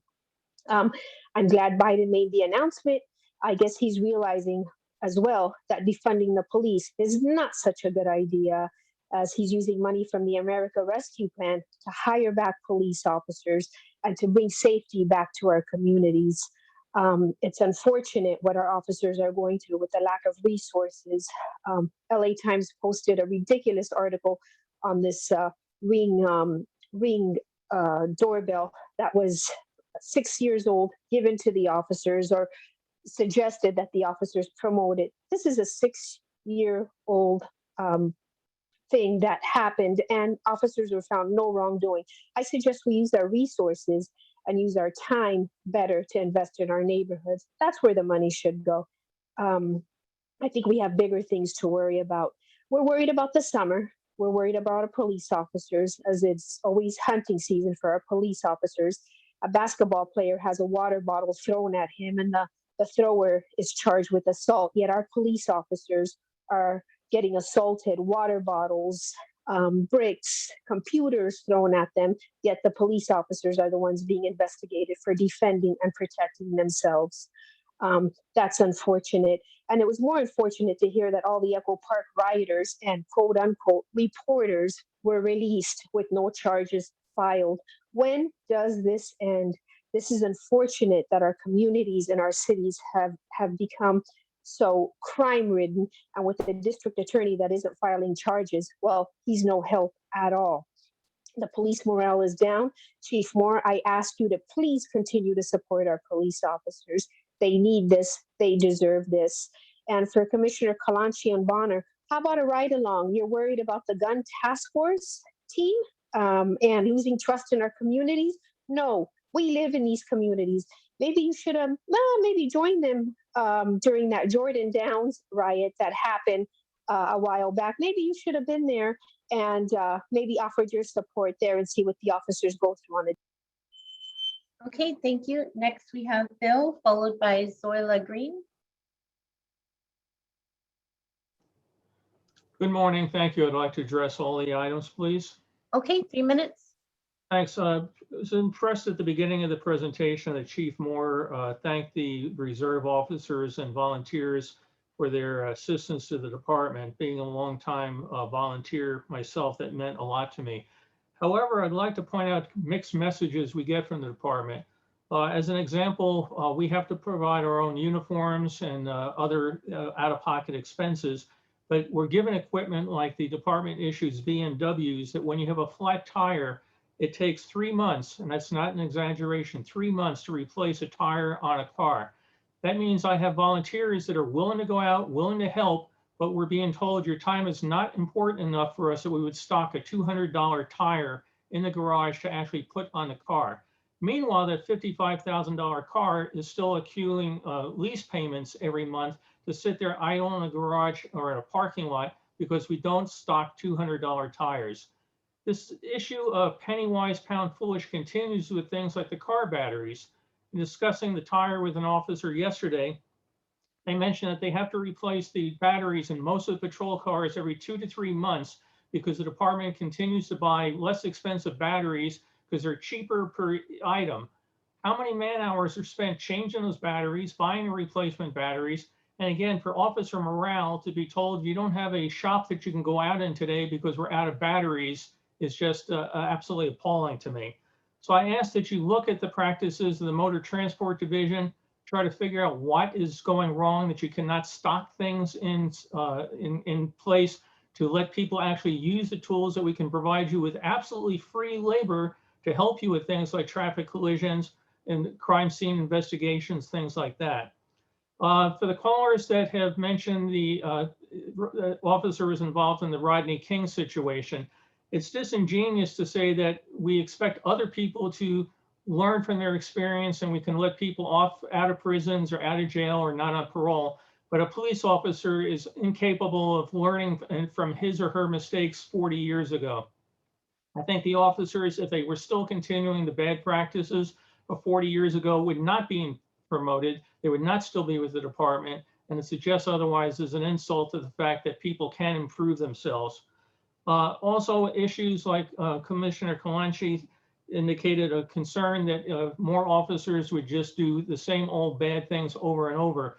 We do need to look at society's woes of what causes crime, but that's going to take time. We cannot, in the next 30, 60, 90 days or a year, stop people from stealing cars or robbing stores.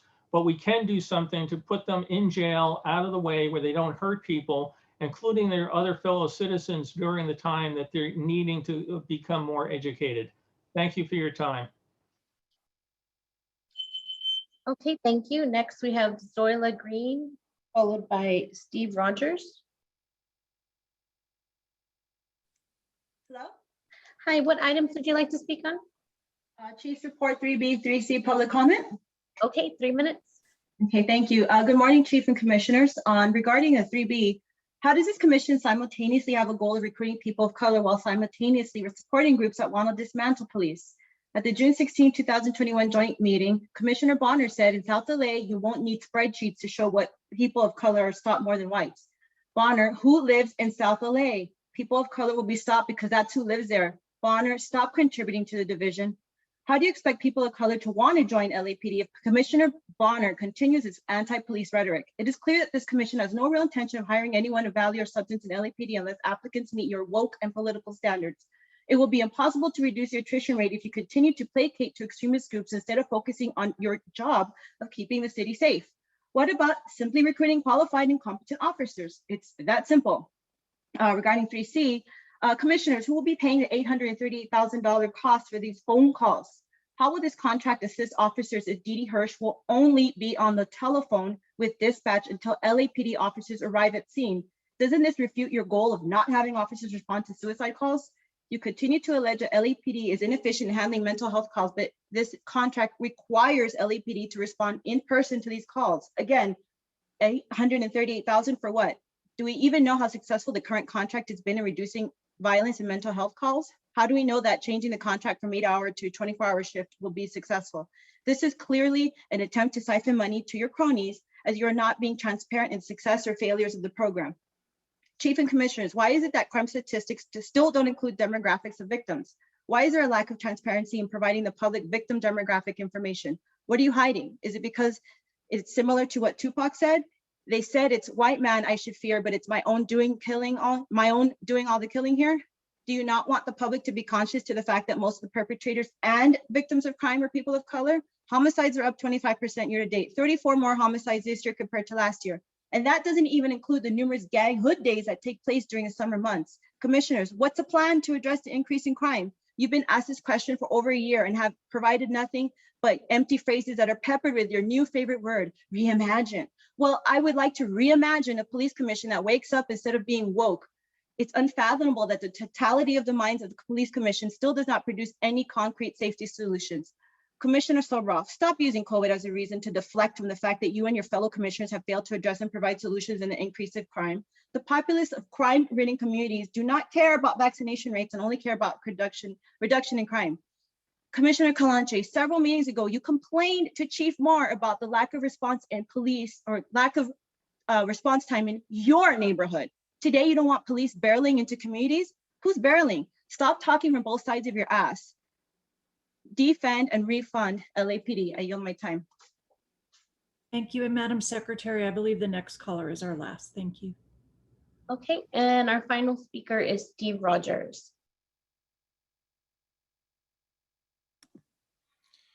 Good morning. Good morning. What items would you like to speak on? All of them, please. Okay, 3 minutes. Thank you. Regarding the chief's report, I want to thank the chief for acknowledging the reserve officers' ultimate sacrifice. I just want to say thank you to all the reserve officers out there. They take the risks and they do the job at no compensation. So it really comes from their heart. And I just want, from my heart, I want to say thank you to all of you and the volunteers. We have a lot of people in this city who are trying to make community policing work. The volunteers are on the forefront of that. What I'd like to see, because we're very fond of audits, is an audit of the reserve program to see how it's functioning, to see which divisions have how many reserve officers, what we can do to encourage that program. And the same thing for volunteers. There should be I know volunteers sometimes are frustrated. I hear it in their voices. I have actually talked to them many times, just like I talk to police officers. And I think it's a good idea to get out there and talk to the police officers. And I commend the commissioners. I think Briggs mentioned specifically, thank you, Commissioner Briggs, but anyone there that's been going on ride-alongs, that goes to roll calls. And you really need to hear from the people that are doing the job. And adding to audits, because really the LAPD is supposed to reduce the fear and incidence of crime. There's a lot of fear out there, and the incidence of crime obviously going up if you look at the statistics. Where are the footbeats? There should be footbeats out there. There should be an audit done, specifically Hollywood. Are they on the boulevard, Hollywood and Highland? Do you see them there? Downtown. I'm talking about areas where there's a high concentration. Are they in Chinatown? Are they in Little Tokyo? Are they on 7th Street corridor? Where are they? If they're there, a lot of people are not seeing them. We need to fix that, and we need to make sure that everything is functioning as it should be functioning. Today, there's going to be a report from Wilshire Division, CPAB. I took a look at the site, the LAPD official site. Their last bulletin for the community bulletin goes back to 2013, where Captain Eric Davis was there. He's now retired. So I know maybe there's a revamping of the site coming up. I hope there is, because that's the face that the LAPD has for much of the world. And just update the information. It shouldn't take that much effort to update information. At the CPAB Central Division last week, Commissioner Soboroff noted that they did not have a person on the committee for the CPAB that was there for the social outreach, social media. And that's a bad sign. And it's really up to the LAPD and not to the CPAB to be doing the outreach. We have National Night Out that's coming up in August. Let's see a vibrant National Night Out, real true outreach, not just with the professionals, the security companies, the BIDs, and that's another story. Very well, thank you. Thank you to all the individuals who called in today for the public comment portion of our agenda. We'll now move on to the regular agenda items. We'll first take item 3A, the presentation and discussion of Wilshire Community Police Station, the CPAB program there. And Captain Monaco, I believe, will be joining us along with the civilian co-chair of the Wilshire CPAB. I see Wilshire has been brought up to the panel, and if you could turn on your video, your cameras and your microphones, please. And I see Captain Paulson here as well. Oh, Captain Paulson, welcome. Good morning, ma'am. Thank you. Yes, I will be, I'm still here at Wilshire. So I will be doing the presentation tonight, this afternoon, and accompany with my CPAB co-chair, who is Mr. Mitch Jacobus, who I believe, yes, I do see him also on the line. Well, welcome. Thank you so much, Captain, for joining us today. A pleasure to see you, and welcome to your co-chair as well. We look forward to hearing your presentation. When you're ready, Captain. Thank you. And we did send in a PowerPoint. I'm not sure. Here we go. All right, great. So Mitch and I will be presenting just about 4 brief slides here that we'll talk about, and then of course we'll we're more than happy to entertain any questions anyone may have. So moving right along, next slide, please. All right, so today's Wilshire Community Police Advisory Board stands with 22 very active members. We currently have 5 additional applications which are being processed as we speak. We have a very good demographic representation, quite widespread, representing the Wilshire community, including representatives from all 9 of our basic card areas and liaisons from 5 out of our 6 neighborhood councils. We are working on that 6th one, as well as a variety of residential associations, homeowners associations, neighborhood watch organizations, chamber of commerce, et cetera. More than 50% of our current CPAB members have attended the department's Community Police Academy. That's even given kind of the stall, the halt that was put on the Community Police Academy, of course, during the health crisis of the last year. And we will be obviously engaging additional members in hopes of participating in future community police academies. Several are also very active participants in our volunteer community patrol. And those members have engaged in everything from foot beats with myself and the SLOs to also assisting at things like command posts for a lot of our special events, our rallies and marches, so they could kind of get a good idea of what goes on behind the scenes in management of events like that. We have engaged in expanding membership over the last year, again, despite the restrictions and the challenges that were posed to us by the health crisis. And we have had pretty good success at that in covering our attrition as well as building a little bit upon our foundation. Next slide, please. So we have 3 standing subcommittees within CPAB. And I will say that our effort over the last year has been to try and re-emphasize, if you will, the entire advisory aspect of the Community Police Advisory Board. And that really, I think, shows itself in the Procedural Justice and Equity Subcommittee. This was, I asked the CPAB board to consider the generation of this committee in the fall of 2020, given the issues of the summer, the issues regarding social justice and procedural justice and progressive policing. I predicated it on the theory or the belief that a community's faith in the system and procedures will ultimately, hopefully, bring out a greater faith and understanding in the outcomes of those systems and those procedures. So I wanted to provide a very focused forum for discussion that went beyond just your regular monthly CPAB CPAB meetings. So we formed this subcommittee with that idea. We have specifically engaged multiple members from within Wilshire Division, multiple officers. I wanted not just myself and SLOs and community relations officers, but I wanted a good cross-section representing everything from tenure here at Wilshire Division or on the job with the department, a good gender and racial demographic, that sort of thing. So I put out a request to the entire command, looking for interested personnel to engage in these kinds of dialogues with the public. And I got an overwhelming response. Several dozen officers showed interest. I ultimately selected 5 officers to really spearhead this. And they are everything from a young lady with 2 years on the job to a 26-year detective.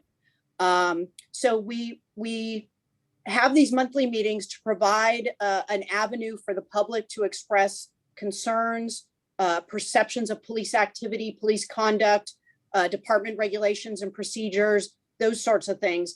But it also provides the forum for these officers to take back those perceptions to their peers for a greater understanding of what the public is seeing, but also provides an avenue for those officers to provide education to the public.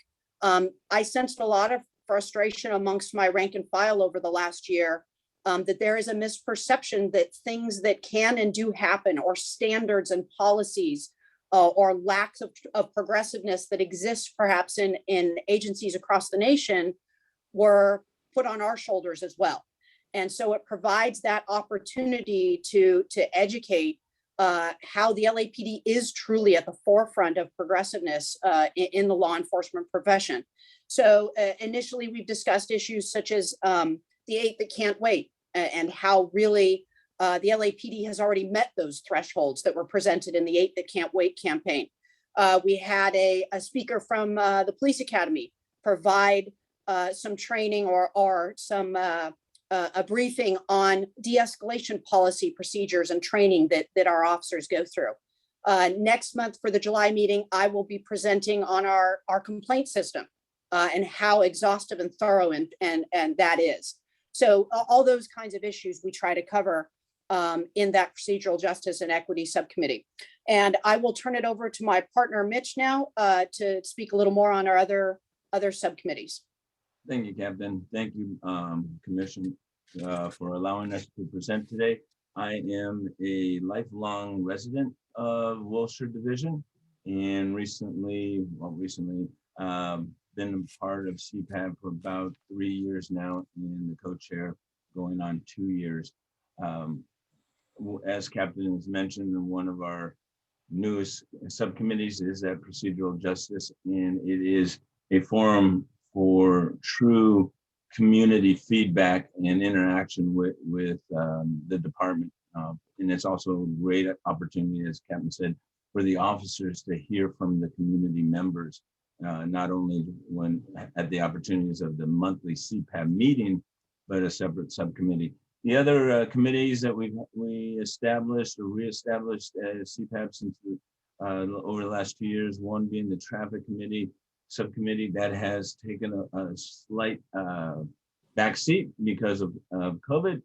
But in the past, we've done community education events such as Don't Block the Box, helping to educate drivers about traffic congestion and what they can do to mitigate the traffic congestion by not stopping in the middle of a intersection during rush hour.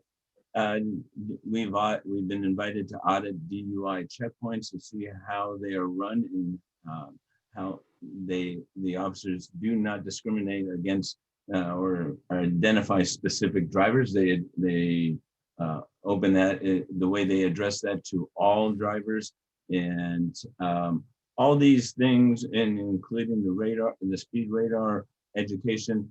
It helps our members go back to the community and educate their fellow members on the importance of, in this particular case, driving safely and all. The other committee that we have is our emergency preparedness. We've started with educating the CPAB board on the importance of Ryland, which is the mayor's initiative to help prepare our neighborhoods. We have now in Wilshire Division over there, since we started this, 23 neighborhoods that have embraced the Ryland program. That's Ready Your LA Neighborhood. And we are the #1 division in the city that has this amount of neighborhoods preparing themselves for any future disaster. Along those lines, we realized that our officers, when a major disaster occurs, they may be out in the field for many hours, if not days. So we're working on getting the community involvement to donate supply kits for the patrol cars themselves. The station has its own supply of emergency preparedness, but there's nothing in the cars themselves to help the officers stay in the field longer during an emergency. Next slide, please. During the COVID crisis, with the leadership of Captain Paulson, we established the Operation Blue Heart, where our CPAB members and officers combined to do shopping and errands for high-risk members of the community that were petrified and could not leave their homes to go shopping for those essentials or do errands. So our officers and our CPAB members did the shopping, took the groceries or whatever those people need to their homes, dropped it at their doorsteps without contact, and helped those individuals within our community. We also extended that during the summer events last year to feed our Operation Feed the Badge, where our community members actually prepared meals for our officers, and we brought that to the station since they were working 12, 16-hour days or longer, and there was no food, nothing available for them after their shifts.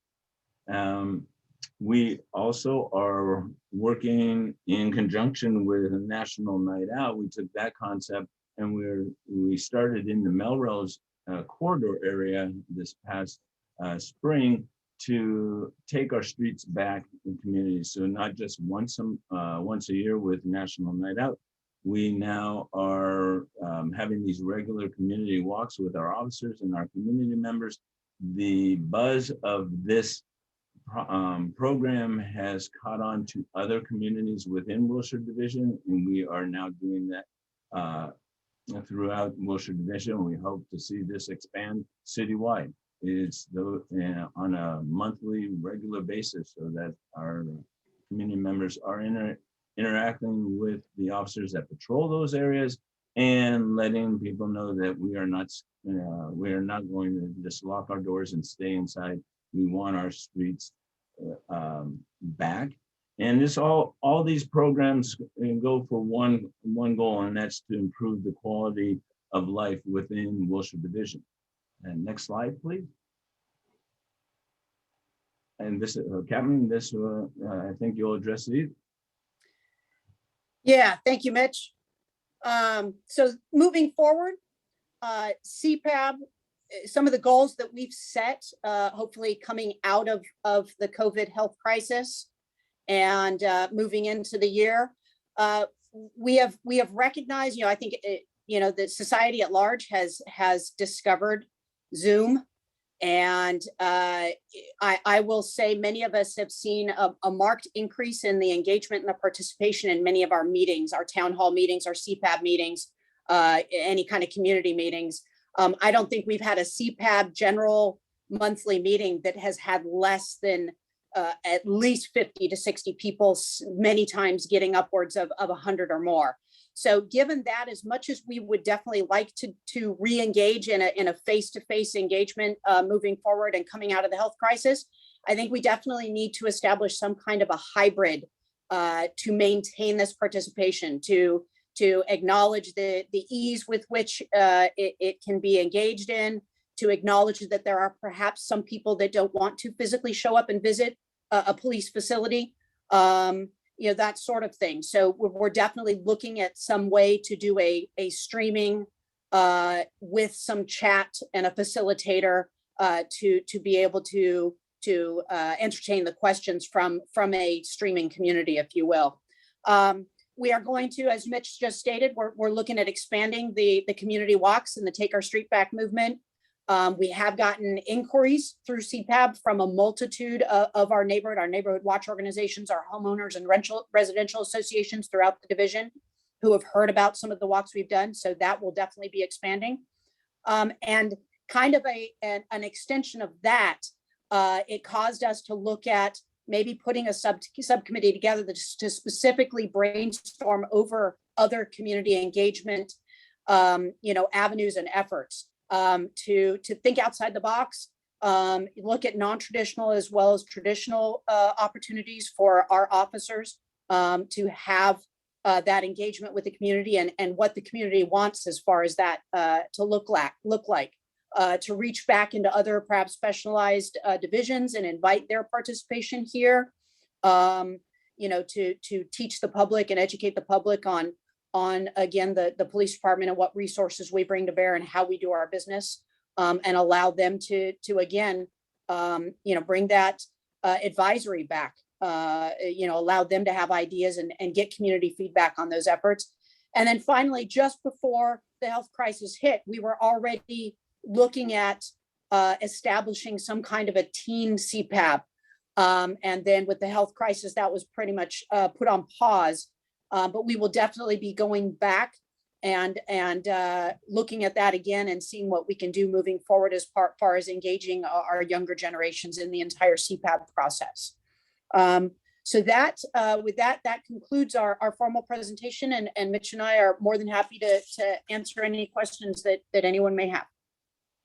Well, first of all, Captain, thank you so much for the presentation, both to you and your co-chair. Clearly, Wilshire has a very robust CPAB program. And I should add, before I open it up to my fellow commissioners, our congratulations to you, Captain Paulson. I think the next time we see you, you will be commander, and we wish you much success in that new role. And with that, commissioners, questions. Commissioner Briggs.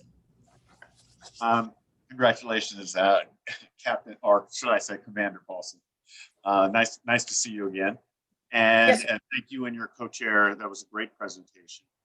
I'm particularly interested in the Take Our Streets Back.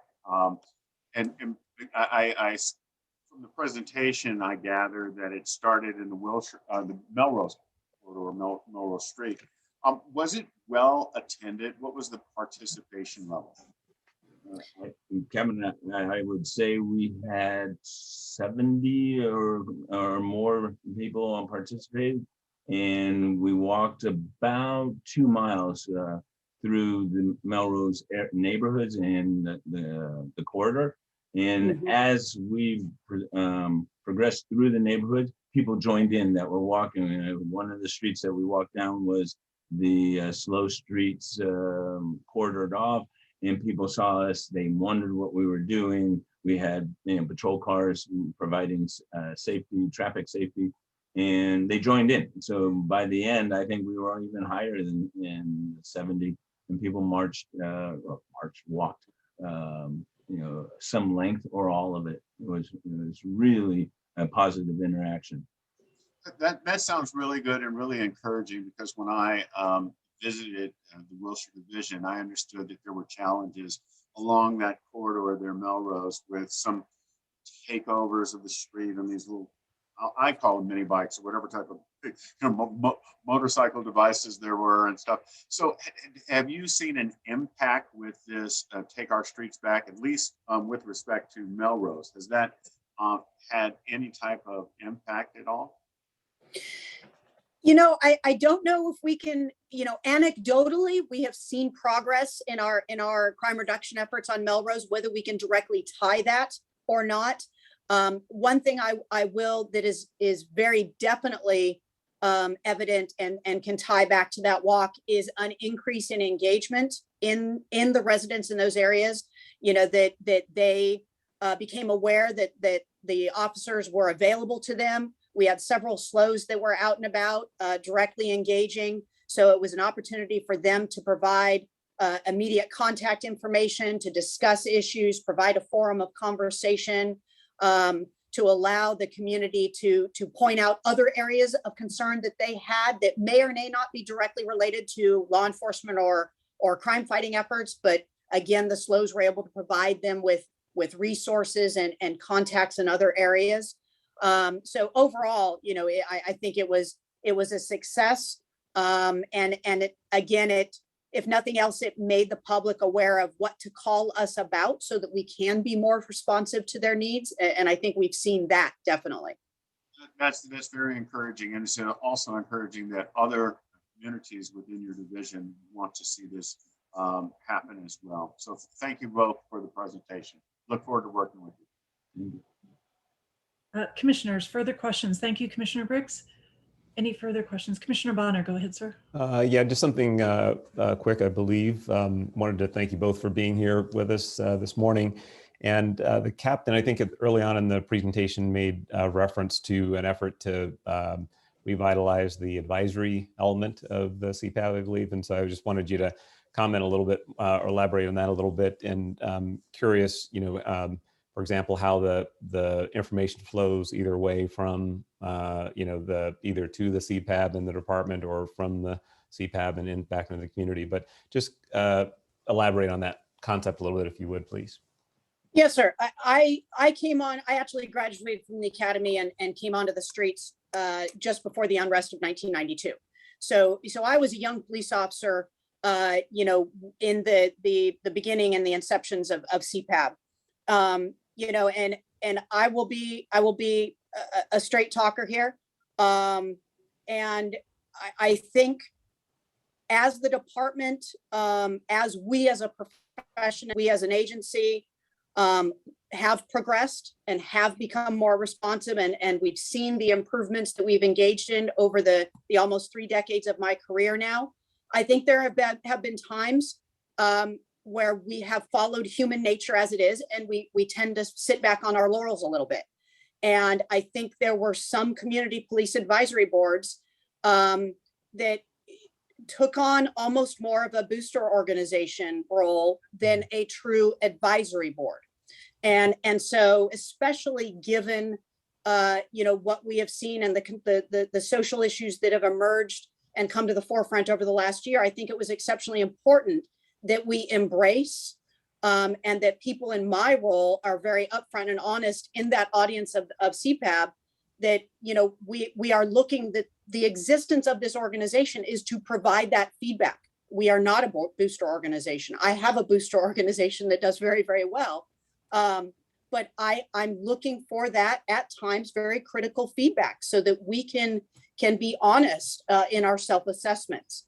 And so to actively promote that, and through that, for instance, with my subcommittee on procedural justice, there was a very definite effort by my co-chair on that subcommittee, Ms. Tao Tran, to reach out to the various subcommittees in our neighborhood councils, most of which have some kind of a racial equity, social justice subcommittee, and engage them to participate in this subcommittee effort. Again, to provide that feedback on, you know, as I've said to her, where do you want this subcommittee to go? What does the community want to see? What do they want to hear about? What issues, policies, procedures can we provide you information on? And I think just really emphasizing that willingness and that open, you know, acceptance, and providing the forum for that dialogue has gone a long way. And I think, quite frankly, that is what's led to Wilshire's success here, even given the COVID health crisis restrictions, where our CPAB engagement has our direct engagement, not just our Zoom participation, but people becoming members of CPAB, you know, as of right now with 5 applicants in the hopper. I think that willingness and that openness is what's led to that recruitment effort.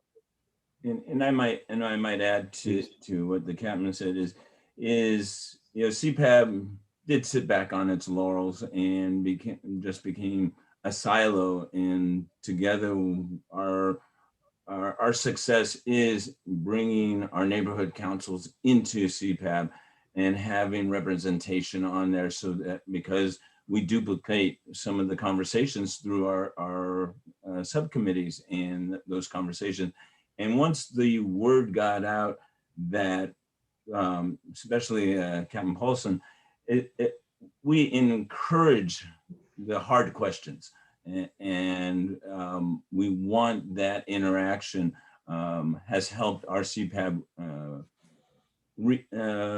grow again and embrace the community, and just have that engagement.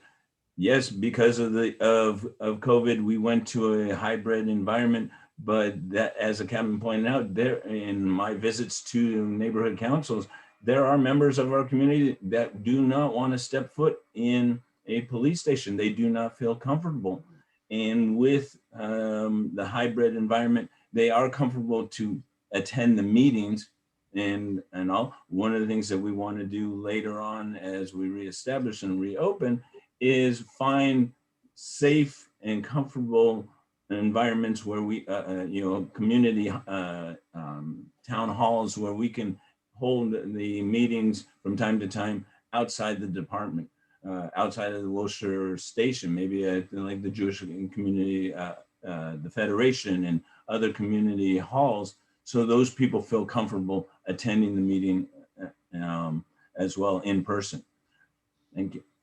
Yeah, no, I appreciate that, and I appreciate both comments, particularly the efforts to evolve with the times and the needs of the community. I did have just one other question for the co-chair.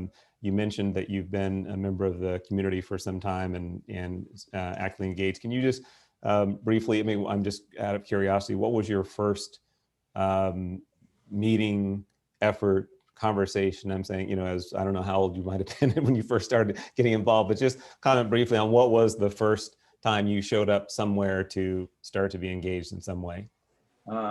As an adult, it probably was about 3 years ago. Ironically, my wife works for the National Jewish Women, NCJW, and she, an encouragement from her, the SLO in the Fairfax area encouraged her to attend the meeting because she was the development chair and office, the COO for there. And I've always had a passion for the police involvement. So she asked me to attend.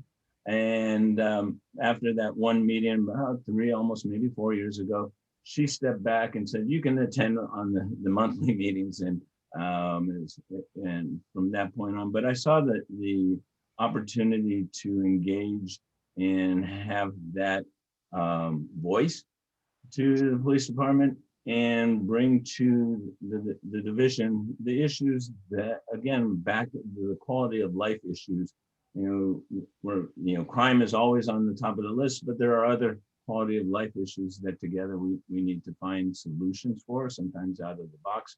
So that has been my involvement. I guess before that, I have been a member of CERT for many years. So this was just another step in that community involvement.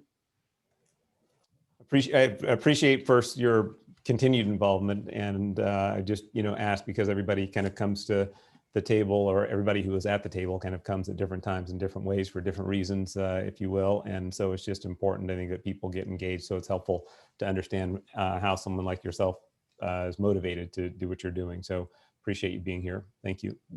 Thank you. Mitch, I have one question. Yes, sir. Hi.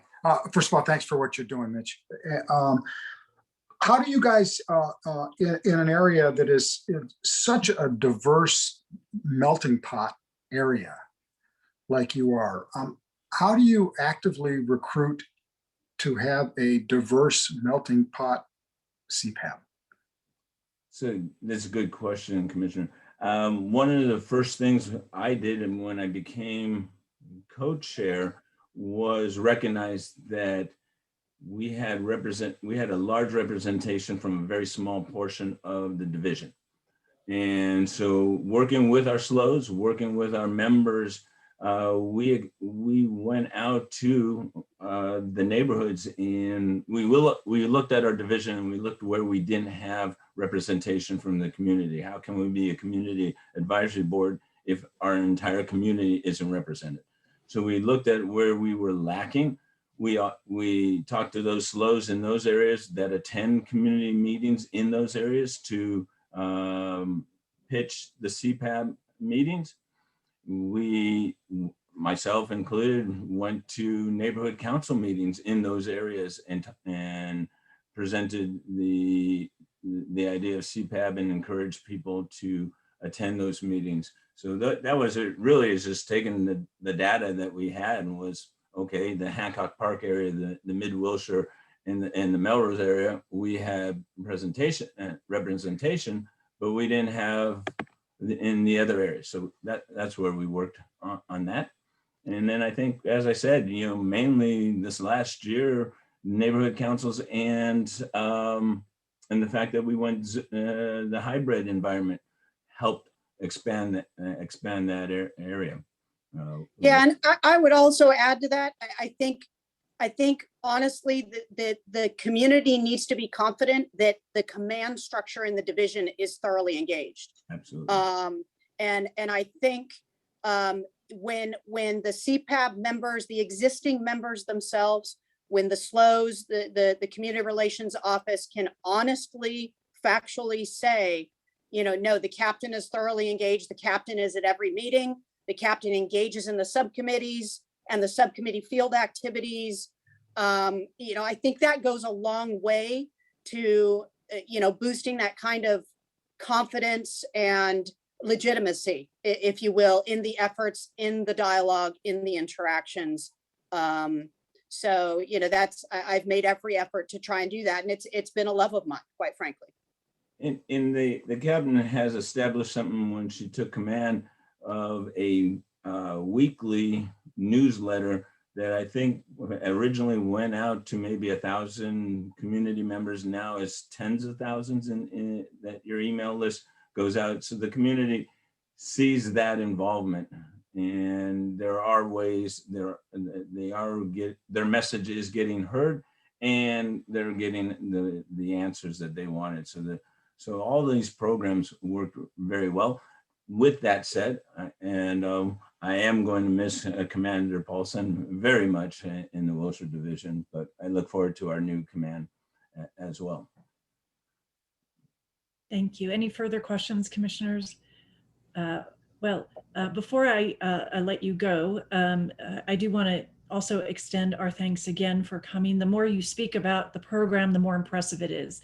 And that's a sign of your collective dedication. I do want to just ask, I think this may go to the chief, but I'm not sure, Commander, maybe it does fall within your area as well. One of our callers earlier spoke again about the access of information of CPABs on the website. Of course, that is just one avenue from everything you've stated in your presentation. It's one avenue through which people can get information. I hear you have these newsletters and social media accounts and the regular meetings, but it would seem that it would be relatively simple. We don't want to miss one person who wants to get engaged to update the website to provide up-to-date information on that. I trust either Commander, you'll pass it on to the Wilshire team to work on that, or Chief, because it's broader than just Wilshire. We've heard that concern before, and it seems to permeate throughout at least all the CPABs we've heard present so far. So Chief, let me address it as the Chief. The website, the external website, is under an extensive overhaul. In fact, I met yesterday with the team under Captain Spell's leadership. I anticipate that website will be released in August as a new LAPD online external website and complete top to bottom redesign. In the midst of that, the last few months, I've noted also, and with some, I'll say, frustration of the fact that we have, for instance, in Wilshire, a weekly newsletter. But if you go to the Wilshire site today and we dig in there, we'll see the newsletter, and it's 2013. It literally is the existing website had more than 40,000 pages on it. It's a collection of more than 20 years of building, and not well organized. Sometimes reminds me of my garage. And I think that the effort there by starting from scratch was to organize it, structure it, and maintain it going forward. However, in the interim, we've also recognized we need to maintain the site that we have right now. And I'm proud of the work, very limited staff. These cuts and reductions have taken webmasters away from us, staffing that would otherwise be tending to this. And so we're robbing Peter to pay Paul. The areas have provided minutes. CPAB minutes now are being put into the LAPD Online, the current version, as well as senior lead maps, updated maps of our senior lead. And looking at the site, it anticipated now Commander Paulson's departure and listed Sonia Monica as the captain arriving there. So it is fits and starts with us. I apologize to the members of the public that go there for a resource. It is a work in progress, and my commitment is that we're not minimizing it or discounting its critical communication channel. And yet at the same time, I'm also proud of the work that Wilshire. Mitch, thank you for your leadership, partnership in this, the advisory tone and nature of your work, and Commander Paulson for the weekly newsletter and that vehicle. We just have to go back and remind that we have good processes that we put in place. It was a great idea by Eric Davis at the time. his retirement. Now Chief Eric Davis, I believe in Northern California, but we need to go down and take some of that stuff down. And that's another project that began today. Was now let's look at the newsletter portion. As we go to those sites, you'll see a whole array of clicks. There's clicks all over the place you can go to, and they take us down these channels. Oftentimes that information is no longer relevant. So we need to clean that up. Thank you for your time and as I try to provide an explanation of this. Understood, Chief. Thank you so much for that. It's good to have that context. Thank you. Again, our thanks, Commander Paulson. Mitch, thank you so much for being here and for all the information you shared and for the work you're doing every day. So we greatly appreciate it. Thank you so much. You're welcome. Thank you very much, Tim. Thank you. Commissioners, that concludes item 3A, and I'll ask the board secretary to make the transition to item 3B. While she's in the process of doing that, commissioners, can I ask you for items C through H? If you have questions on those, I will hold them. If we don't have questions, I'll call them for a vote, just so we can try and be efficient today. So if you could open your microphones and just let me know if you have questions on items C through H, and if not, I will just go in order and call those matters for a vote. Commissioner Bonner? Yeah, I'll have a question or two on C and G. C and G. Okay, give me one moment. C and G. Thank you. Other questions, commissioners? Very good. I will call the other matters for a vote now. And I'll start with then item D. Just one moment. So item D, the department report relative to the Robert Presley Institute of Criminal Investigation courses. The recommended board action is to approve the report and transmit to the mayor. I'll move it forward. Is it seconded? Second. Moved and seconded. All in favor, please say aye. Aye. Aye. Opposed? Very well, it passes 4-0. It's item D. Item E. Item E is the department's report relative to a request for payment of a reward. The recommended board action is to receive the report and transmit to the mayor and city council. I will move it forward. Is it seconded? Second. Moved and seconded. All in favor, please say aye. Aye. Aye. Opposed? Passes 5-0. Thank you. Item F. Item F is the department's report relative to a donation of personal protective equipment. The recommended board action is to approve the report and accept the donation. I'll move it forward. Is there a second? Second. Moved and seconded. All in favor, please say aye. Aye. Opposed? It passes 5-0. And then item H, the department's report relative to travel authority. The recommended board action is to approve the department's report. I'll move it forward. Is it seconded?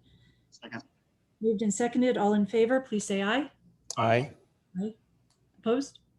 It passes 5-0 as well. Following this presentation, I'll call up items C and G, and the department personnel who were waiting on the other items may now return to their regular duties. So thank you, commissioners, for that. And thank you, Captain McCraney, for your patience, sir, while we got through that administrative matter. And I see we also have a representative of the personnel department here to make a presentation. With that, Captain McCraney, why don't I turn it over to you to begin and open up the presentation. Morning, Commissioners, Chief Moore, and I'd like to invite Aram Kanyujian, who's the Assistant General Manager at Personnel Department. He's been our partner through this process of doing all our recruitment and hiring, and he has some very valuable input to follow up to the discussion that we had a couple weeks ago. So with that, Mr. Kanyujian, if you don't mind, can you please join us? Good morning, Commissioners. Good morning, Chief. Thank you, Captain McCraney, and thank you for allowing us time to share our portion of the work in the police officer hiring process.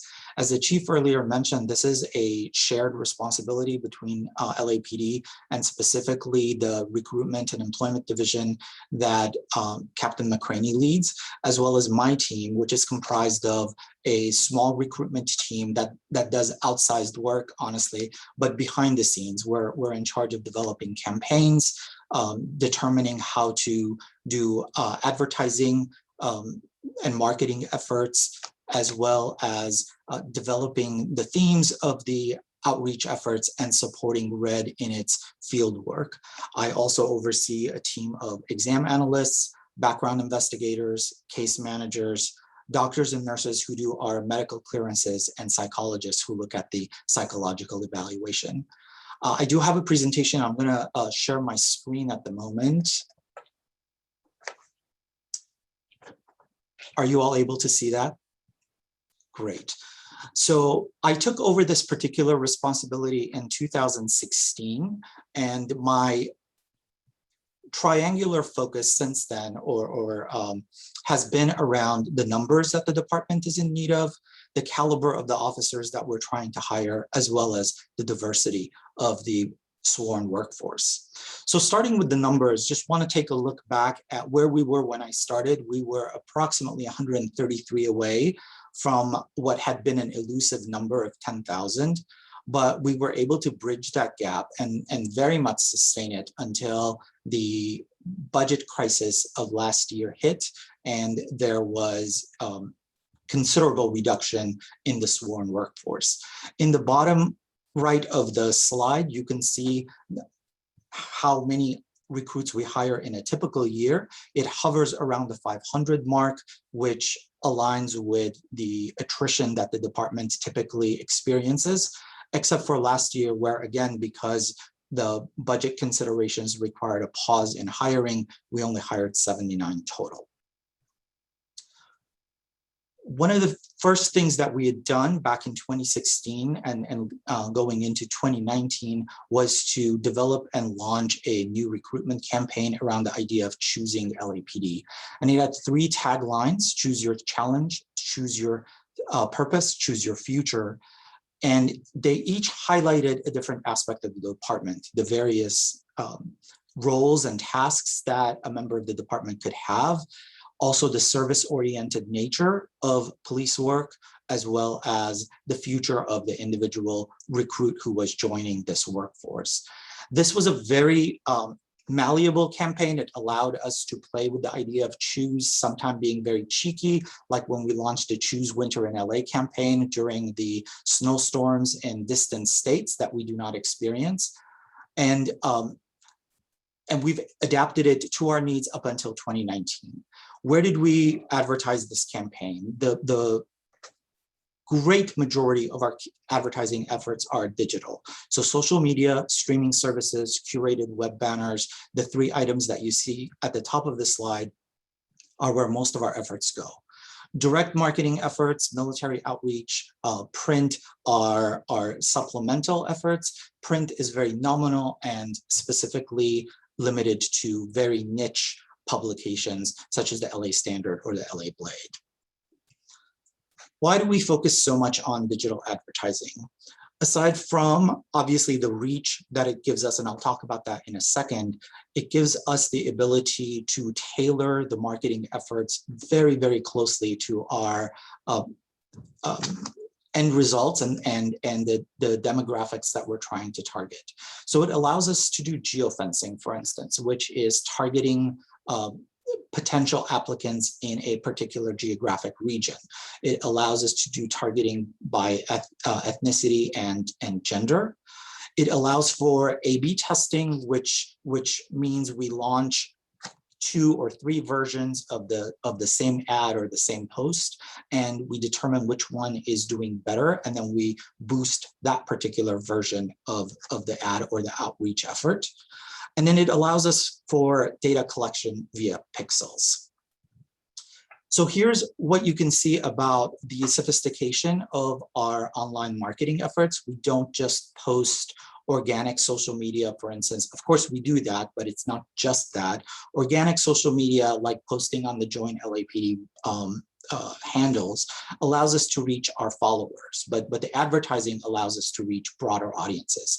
So we monitor the number of people we're reaching, the number of impressions that they're getting of our ads, and we can calculate the average cost per landing page view. So which ads led to views is something that we can determine, and that way we can assess whether the ROI was worth it and if the expenditure was done in a strategic manner.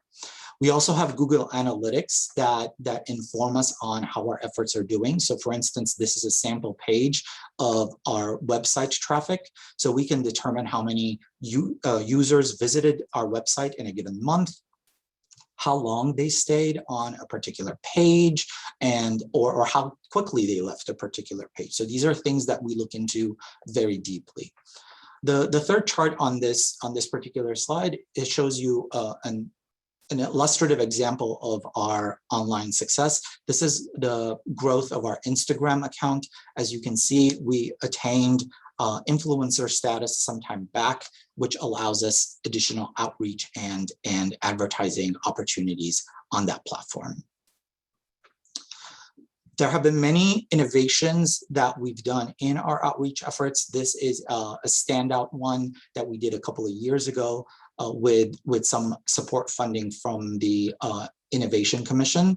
So this was what we believe is the very first virtual reality outreach effort in law enforcement recruitment. And it was a 360-degree video that we developed in partnership with LAPD, featuring some of the very specialized units. This is a very powerful tool for our recruiters to have while in the field. Of course, COVID has changed that somewhat to promote the LAPD experience. And this is something that lends itself to online viewing as well. So even during COVID, we are able to utilize this particular resource. What did COVID do to us? Well, it really altered the way that we work, but I am very proud to say that we were very agile in shifting over to a virtual presence. So our processing of candidates did not stop because of COVID, it simply changed. We migrated every single test part that we could online, such as the written test, such as the submission of the initial background questionnaire. The department interviews were done remotely. The psychological evaluation, the interview portion changed to telepsych. And whatever we could not do remotely, we started to acquire safety measures and implement them in order to protect the safety of our candidates. So for instance, in our medical screening process, we acquired mobile hearing test devices so that people wouldn't have to go into those contained rooms and share aerosols. And we obtained new disposable equipment for the pulmonary testing function. What are we facing in a post-COVID landscape? So as you can see, we managed to keep our testing numbers pretty well intact during the pandemic.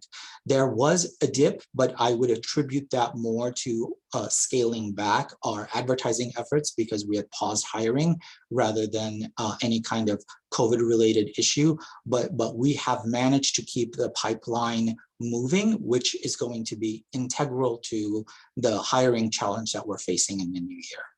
We have moved all of the hiring seminars, thanks to Captain McCraney's team and their efforts, online, and we are seeing record attendance at those seminars as well because they are in a way more candidate friendly. The candidates don't have to travel anywhere. They can join from the comfort of their own home, and this promotes equity among the candidates we're trying to reach as well.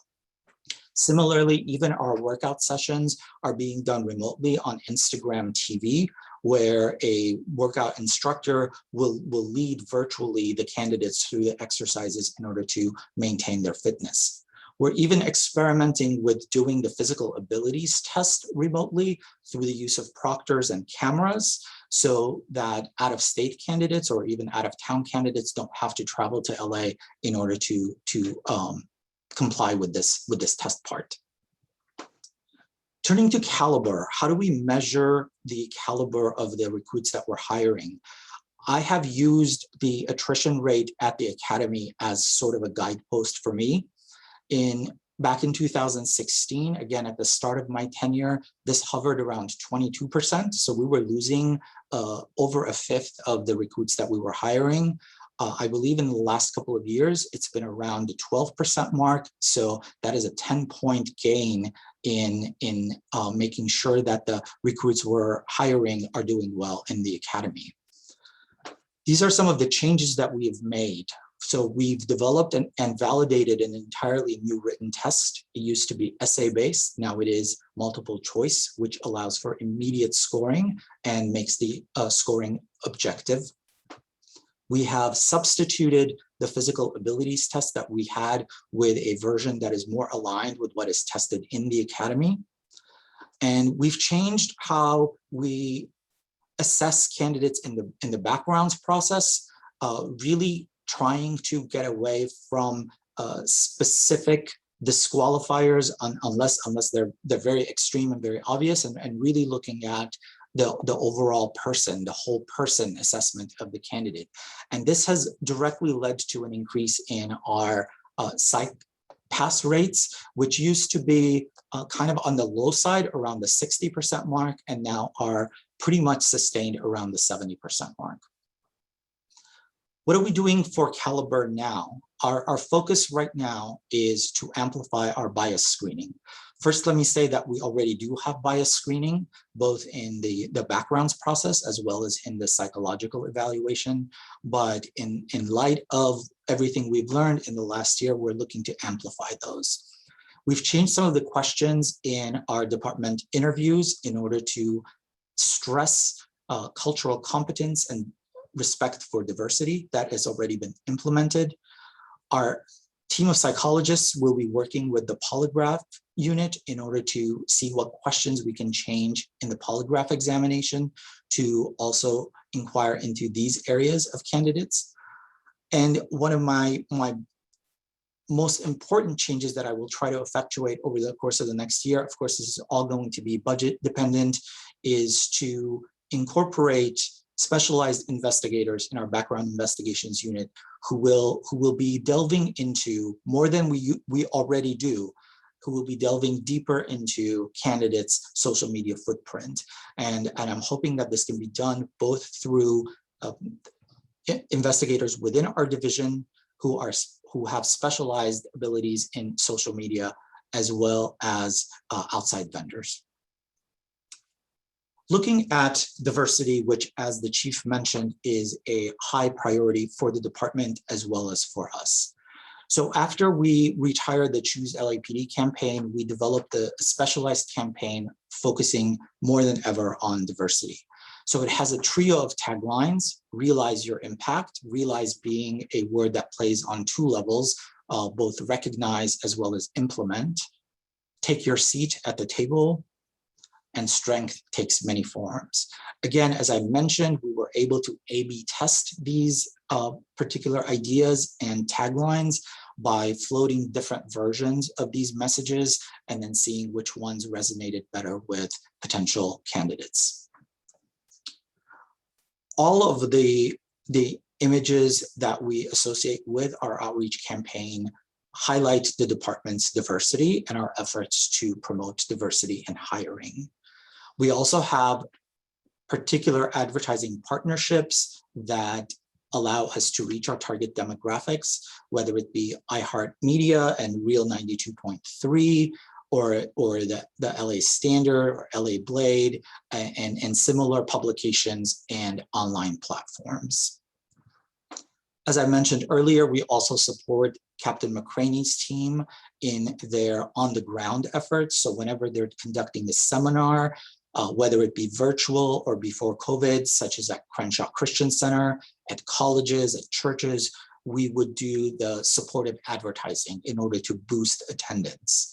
And we would similarly be promoting all their participation in various community activities, whether it be Taste of Soul, the MLK Parade, or Pride Parades.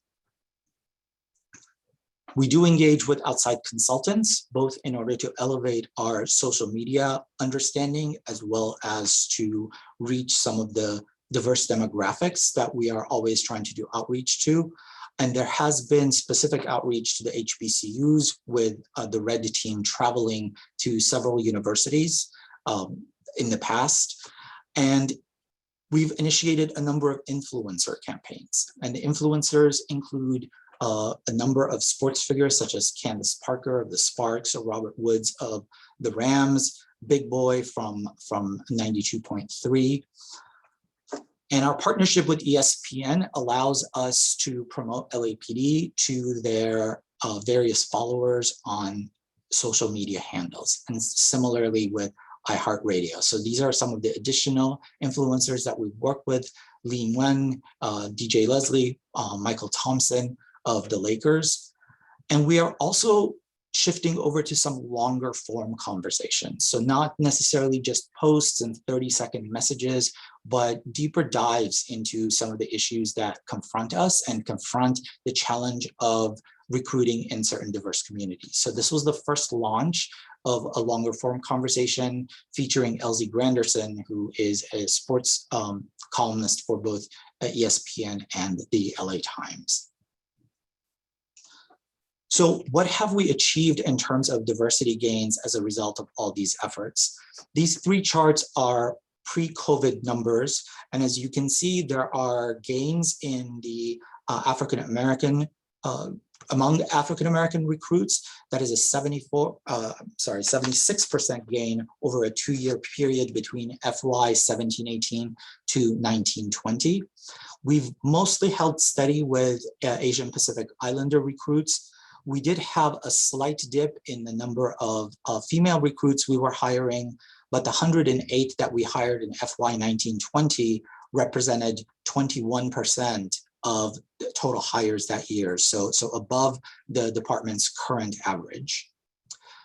One of the highlights of the COVID year, even though we hired very few recruits, is that we hired extremely diverse recruits. In fact, making history in a number of realms. The September 2020 class was the most diverse in LAPD Academy history, and it was also the first majority female class, which we turned around and repeated with hiring a second majority female class in December of 2020. So among overall hires in the past fiscal year, the majority were women, approximately 54%, with over a third being African-American. How have we utilized technology to achieve these various ends? We have created and launched an entirely new candidate relationship management system called MyPD. And this is a Microsoft Dynamics-based system that has been custom built for our purposes. It has two sides. One is the candidate-facing side, which is akin to the dashboard that you see here, where candidates can navigate the multiple steps of the hiring process. They have various tools at their disposal, like self-scheduling options and informative videos for each step of the process. And then we have the side that faces our team, which is how we manage scheduling appointments, but also running very sophisticated reports regarding candidate tracking through Power BI, as well as automated notifications to candidates in order to nudge them through the process. So where does that leave us as we face a very challenging year of hires? As the chief mentioned, we're looking to hire more than we have in recent memory, definitely. And frankly, the number that we're going to be hiring is not something that we're really staffed for. Fortunately, the fact that we continued processing candidates during the hiring pause has given us enough of a lead up in order to be able to chase the numbers that the department hopes to achieve. So that's what we're looking at. And I'm proud to say that our first class for the new fiscal year will continue the heavily diverse trajectory that we've achieved. And it will be our third consecutive majority female class. I'm happy to take any questions that you might have. Well, first, thank you so much for that very thorough presentation. I'm sure all of my fellow commissioners have questions. I'll start just with some big picture questions. And obviously, I was concerned by a statement you made towards the end about perhaps the personnel department not having sufficient staff to, I think you said, chase the numbers that the department is seeking for the next year, but that your work in the past year in keeping up will serve you well in trying to achieve those numbers. But how realistic is it given your staffing, your current staffing? Many departments had to cut back due to the budget crisis in the last year.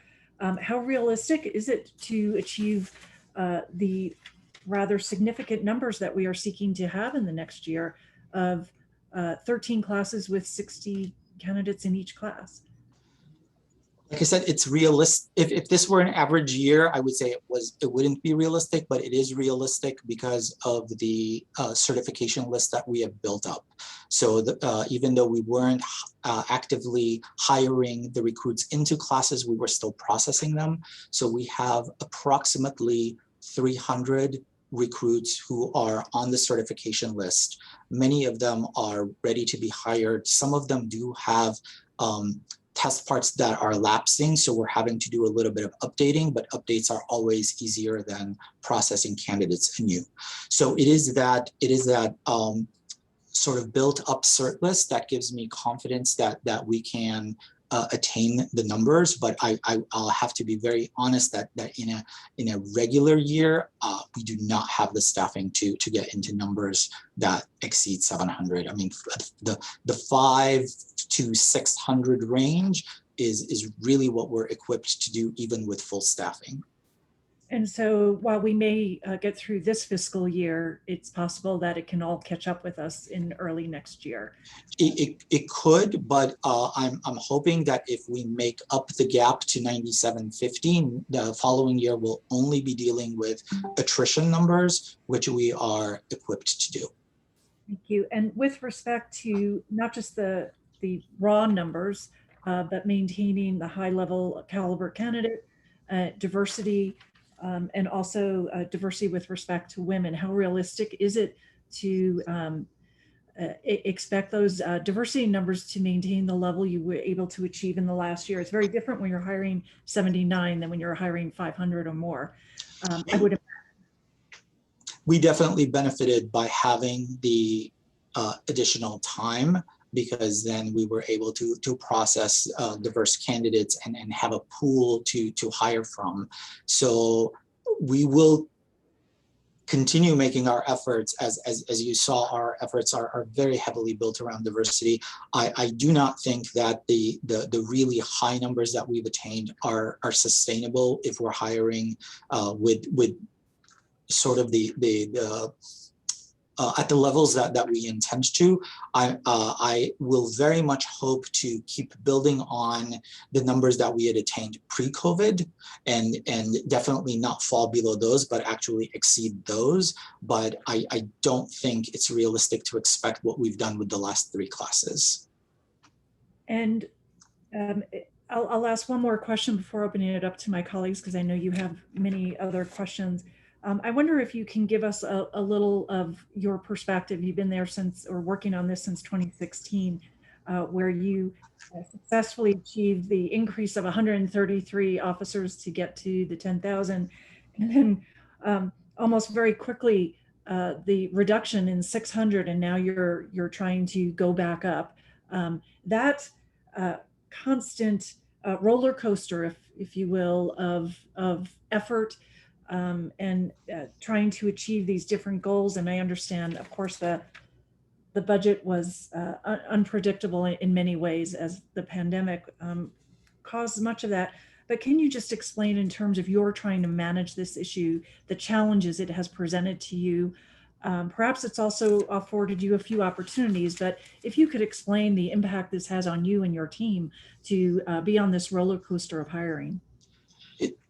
I find it very problematic in the sense that it is always better for the process to be steady, right? So that way we can incorporate incremental change. As you saw, launching an automated system involved fixing the plane while we were flying it, launching new campaigns for outreach, are all things that are being done while we're hiring, right? So I don't have extra resources committed to these things. So when we start and stop, it jolts the system, and it also kind of it's not very friendly to the candidates either, right? Because several of them, really scores of them, have been sitting on the certification list waiting to be hired. And if we could have just kind of maintained hiring throughout the spring, it would have relieved stress on the system a great deal. Whereas this year, we're going to be scrambling to hire full classes for every single DP, and then it's going to be a strain on training division in dealing with the larger classes as well. And I assume we lost some excellent candidates along the way as well. We lost a handful. I believe we've lost a little over a dozen, which, if you consider that it's been 6+ months, is really a relatively low percentage of the almost 300 folks that we have on the certification list. Well, you have the unemployment. A lot of people were on maybe unemployment, which may have helped them waiting. Commissioner Soboroff, if you'd like to be recognized with questions, I'm sure other commissioners do as well. If you want to be recognized, please just open your microphone and I'll recognize you. I'll conclude my questions so that everybody else can have their opportunity. Just let me know, commissioners, if you'd like to ask questions. I know there are many.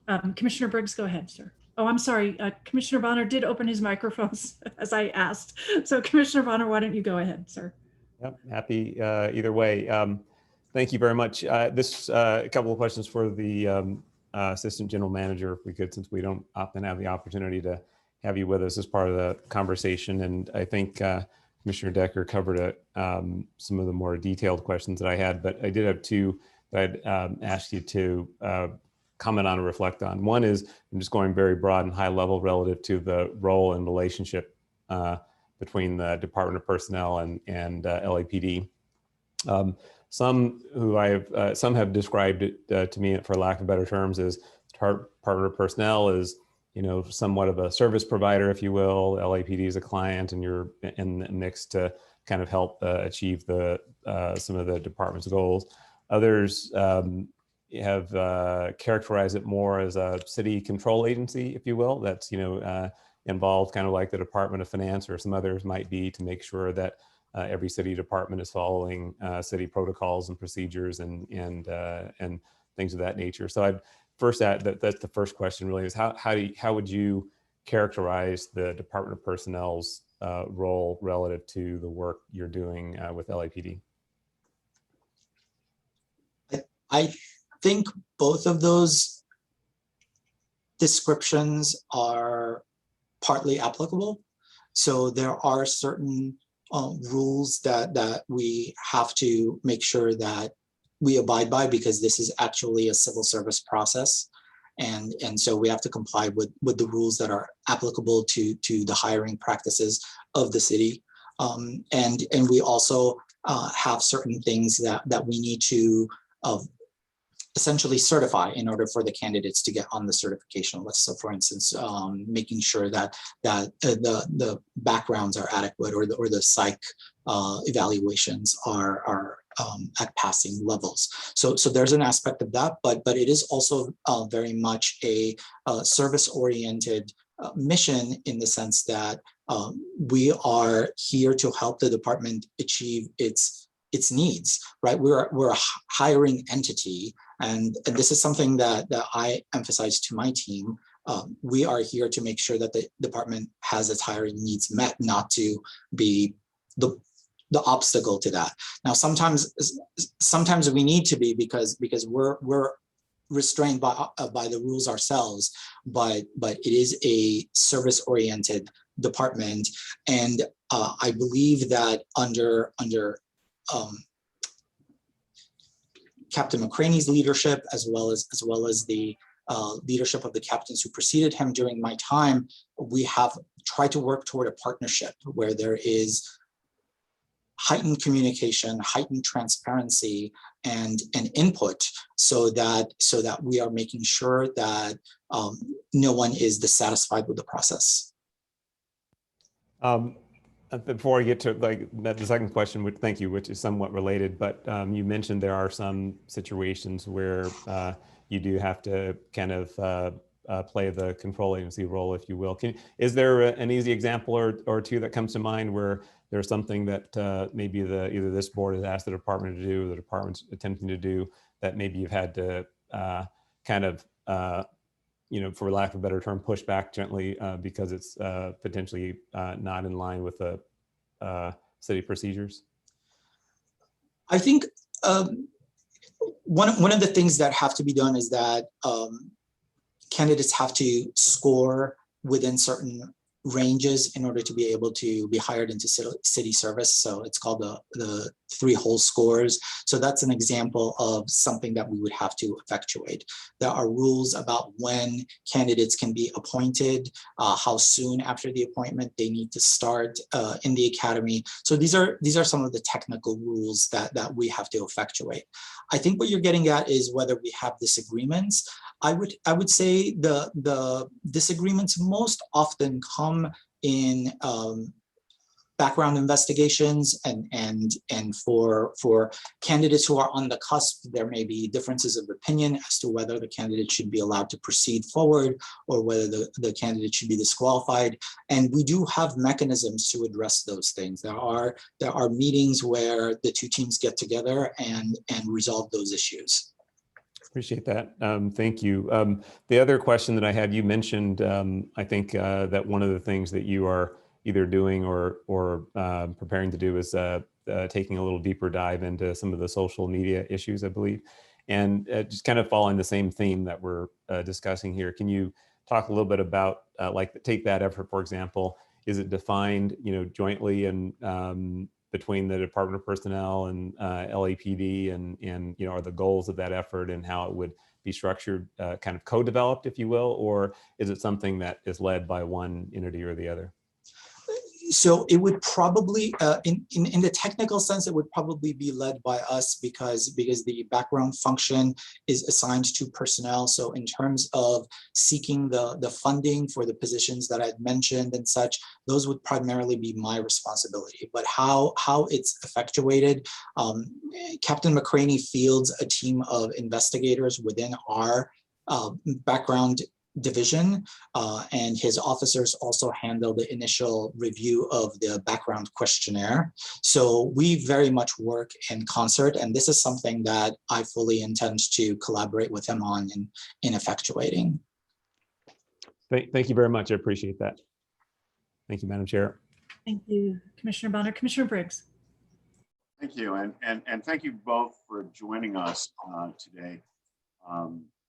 Commissioner Kalanche and I have been doing a deep dive into some of these issues surrounding recruitment and learning about the process. And to that extent, I want to thank Captain McCraney for educating us on some of the processes that take place, and as well as the coordination and cooperation with the city's personnel department.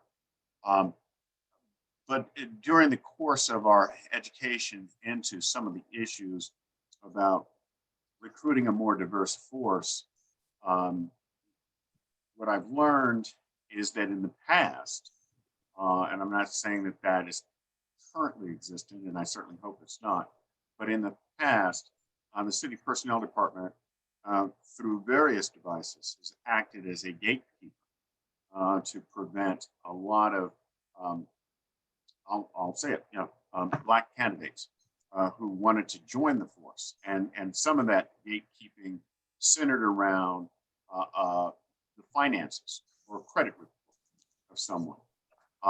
And so what I want to know, because I understand that this is still a significant issue, is whether or not those factors or criteria are still being used to prevent Black candidates who want to apply to the LAPD from successfully becoming an applicant or a member of an academy class. So Commissioner, if you'll allow me, I'd like to rephrase your question. The rules regarding finances were not targeted at African-American candidates, obviously. Did they impact African-American candidates at higher rates as they were previously? Most likely. However, we have revisited a lot of our hiring guidelines.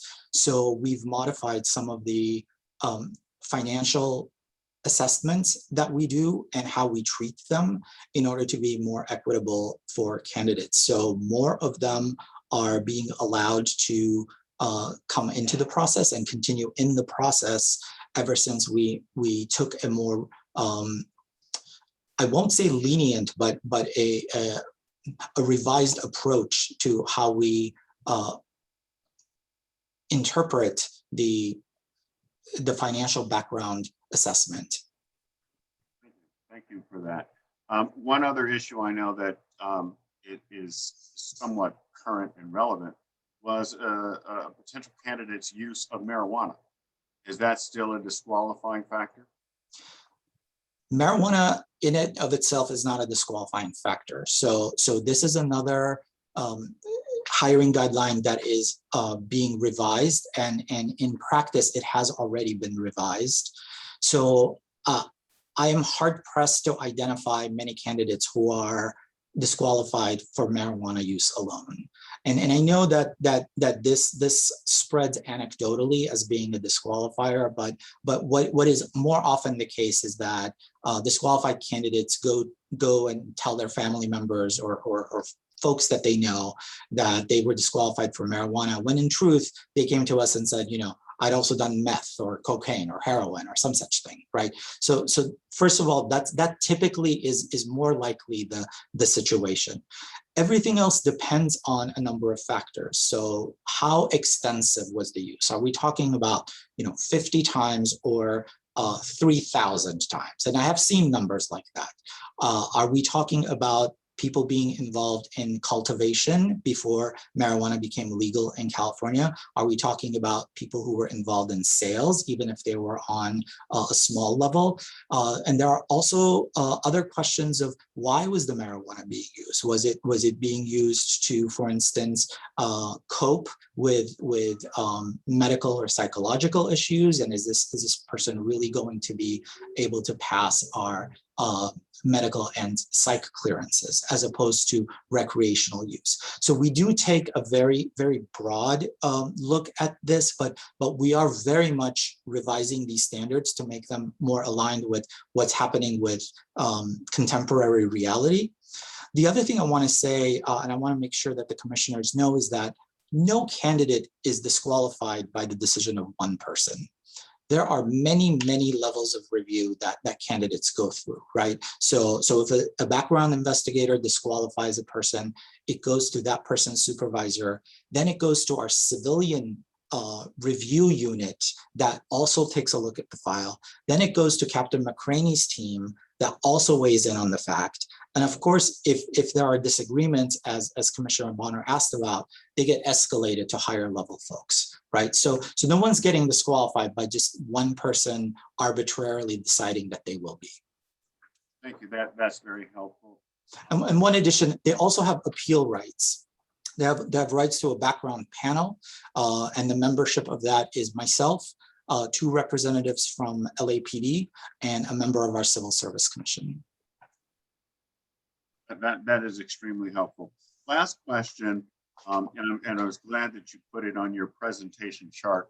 The attempt to root out any sense of bias that a candidate may bring with them.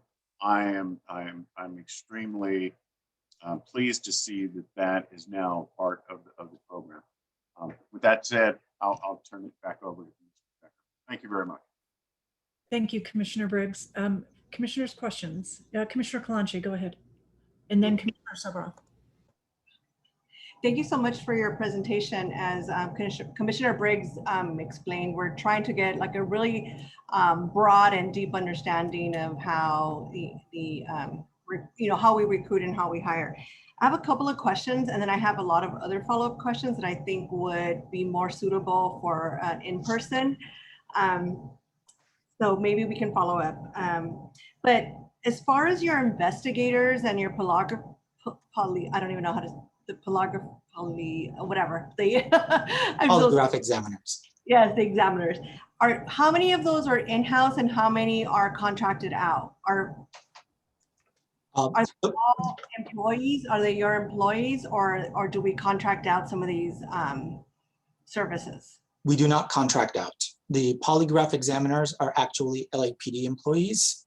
So LAPD administers the tests and forwards us the results, but our background investigations unit then looks at the results and makes determinations. Because polygraph is a little complicated. You can pass the poly by not lying, but you can also admit some terrible things you've done, which means you're not going to clear our backgrounds, right? So you can pass a poly, but not clear backgrounds. So that's where some of my team members come in. All of the background investigators are City of LA employees. As I said, most of them are civilians within my division, but LAPD also fields a team of background investigators, but none of this work is farmed out. So who are the employees that might go visit somebody's next door neighbors? There's a class of investigators called background investigator, and those are the individuals who are assigned the background files and conduct the background checks. And they work for you, or they work for LAPD? So most of them work for me, but LAPD also has a team that also works in conjunction with that division. And they're full-time employees? Correct. Thank you for that. The other, I guess, data that I'm interested in getting is who's applying, like who applies for LAPD, like we collect that data.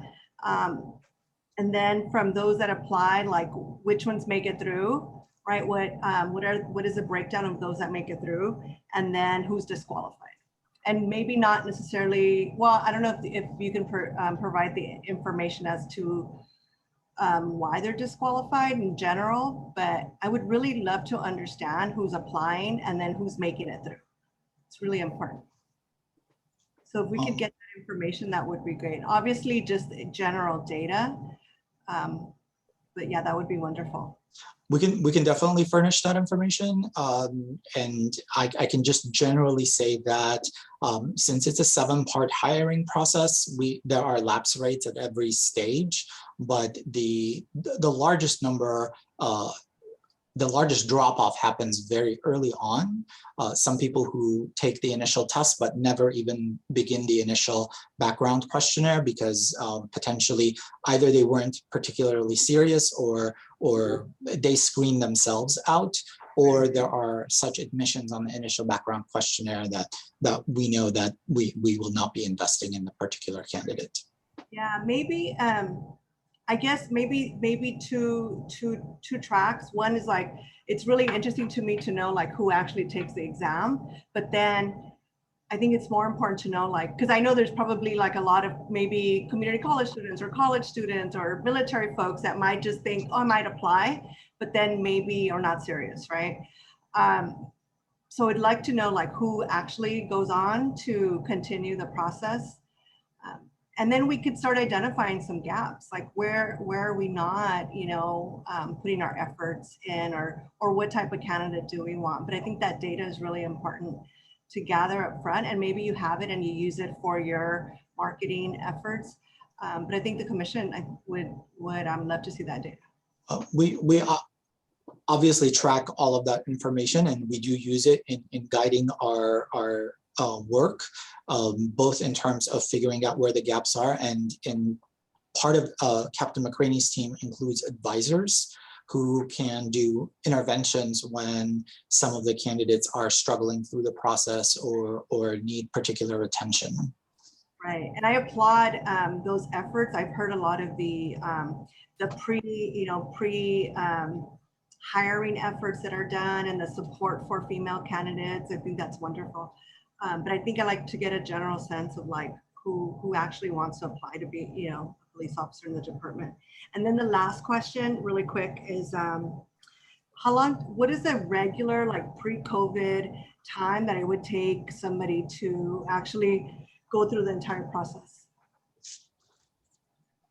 It's a very difficult question to answer because it has many layers. So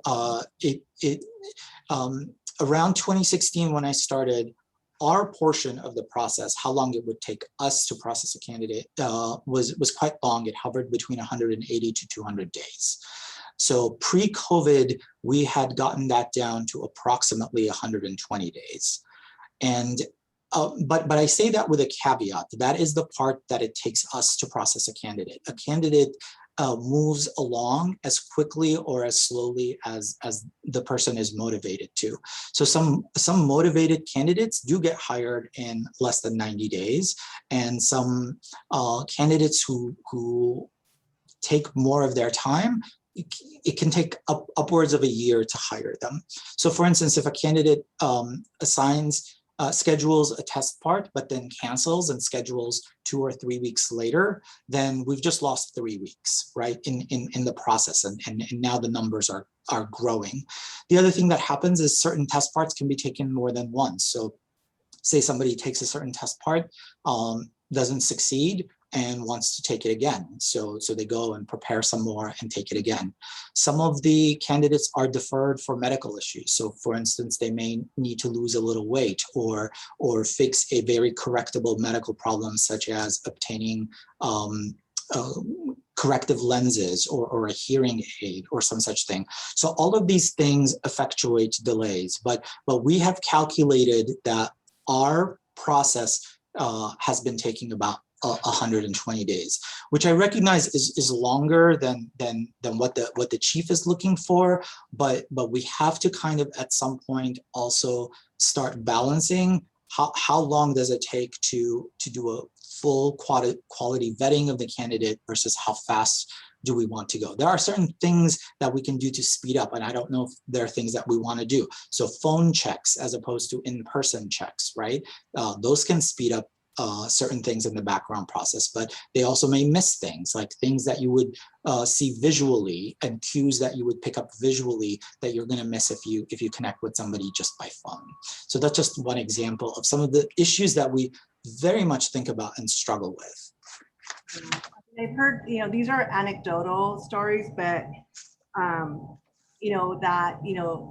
people just saying that the process takes too long, and while they're waiting, they're getting calls from other departments that they're applying for. So we tend to, and I don't know if that's true. These are just stories that I've heard. So I was just curious about that. Again, this has been a situation that I can point to data. We haven't hired since December. We have a little over 300 names on the certification list, and we've lost a little more than a dozen. So I think that's as hard as data can be. I've heard the anecdotal stuff, and we have to recognize that some candidates were looking for other experiences to begin with. So if somebody wanted to be hired by Santa Monica or Beverly Hills or Glendale, they wanted the smaller agency experience. So whether they attributed to our delays, I would venture to say that even if we hired them, even if we trained them, that they would try to transfer at the first opportunity they got, because that's the experience they want. So that's one of the things that we do in recruitment, is try to figure out how do we get the right candidates to process in order to really kind of eliminate some of the struggles that we have within the hiring process itself, because unsuccessful candidates slow down the system. Okay, this is very helpful. I hope we can follow up. Absolutely. Thank you. Thank you very much, Commissioner Calonche. Commissioner Soboroff? Yeah, first of all, sorry for jumping in before, but this is very enlightening to me, and I think that we're extremely fortunate to have both Aram and Captain McCraney in the driver's seats here. I have two questions. One is based on the results that you're seeing of who makes it, where they came from, how they were recruited, etc. do you see any trends in future, in near future effective recruitment? Would you recommend that we spend more time and energy? Would either of you spend more time and energy in one area versus another area? Graduates of law enforcement programs, college programs, et cetera. Do you see any trends emerging now? Yes. So general trends, and all of them have exceptions, obviously, is that we do better locally. And we can define locally rather broadly. I mean, it doesn't have to be, the center of LA, but out of state candidates or distant candidates, while they do join the force, they have additional barriers to overcome, such as a move, such as an adjustment to a very large urban city like LA. So those are some obstacles, and it takes them longer to do multiple things in the hiring process, especially when we were less virtual than we are now. We do find tremendous success in the colleges, particularly community colleges in the Cal States, and Captain McCraney has emphasized the recruitment team's presence there, and with each advertising and marketing campaign, we learn. That's what we use the data and the ROI for, and we adjust the next campaign accordingly. We're also getting way better at re-messaging individuals who were interested in the process in some way, but maybe kind of walked away from it. So how do we make sure that we remain engaged with them and see if we can close any of those gaps? I may be aging myself a little bit here, but I do recall, and I might be wrong, that we had an issue where our academy, which is known as one of the finest anywhere, was training training recruits, and then they were going elsewhere after graduating. Do we still have that issue, or do we had a penalty or something to stop that issue, or is that still occurring? I will defer to the department as to that question, because my role typically stops at the academy doors. Chief? Or Captain McCraney, do you have? Yeah, Captain McCraney. It is a concern, as you mentioned, we're one of the most highly recognized academies, I think, in the world. And so people are always looking for opportunities to come here and take from our people. So it is a concern, but I don't think that it's to the level where it's alarming. I don't think that we lose that many people to other agencies. And also I have found very much that I have people who have left this department with the thought that the grass was greener in other locations, that I now have those people coming back, trying to come back to the Los Angeles Police Department. Did we have something where people had to, because we had invested a lot of money in people going through the academy, where if someone were to leave within a certain period of time, that there was some reimbursement required, or where the other agency had to, or am I wrong? Did we ever have that? Yes, there was measures in place so that if a person went through the LAPD Academy, that they were required to remain on the job for a period of 5 years. I would have to confer with training division to find out the status of that, what's going on with that as of lately, but those measures were put in place. Okay, thanks. And again, thanks for what you both are doing. And I apologize, Chief, I did see you opened your microphone to reply, but I do want to ask you, Chief, Commissioner Soboroff, you were done with your question, sir? Yeah, okay. First, I do want to thank you both for coming today. And I'll just say in my prior experience with the city, the relationship between the personnel department and LAPD was not always a positive working relationship, but that relationship, as the result of your collective efforts and your team's efforts, certainly has changed over the years to the betterment of the entire city. So I do want to thank you for all of your great efforts. And Chief, I'm sure you have a few comments you want to add on recruitment overall, and your goals, desires, and something that perhaps you heard of today that you'd like to comment on. Thank you. Commissioner President, the couple points, I'll do the last one first. Commissioner Silveroff, there was a provision for clawback, if you will, of costs, investments of the city. It's about a $100,000 investment for the organization to background, hire, select, and give 6 months of training. And yet we have found that the enforcement of that provision it was placed in I think 2 decades ago, but the enforcement of it has not occurred, largely because it's not seen as, it's fraught with issues. But let me go back to join Commissioner Decker's remarks to ARM, for your leadership as the AGM under the guidance of Ms. Macy as the General Manager of Personnel Department. I joined with Commissioner Decker some 6-7 years ago as this organization was beginning its efforts of improving the process of shortening duration, ensuring the fairness of the selection, hiring, recruitment, diversity pursued, and at the time it was at times contentious. And your arrival on the scene and the work that you've made incrementally over time has made marked results. And while it's imperfect and we have more work to do, I want to call you out for your constant your demeanor, your professionalism. You never quit. You're always at the table to see how do you support this organization.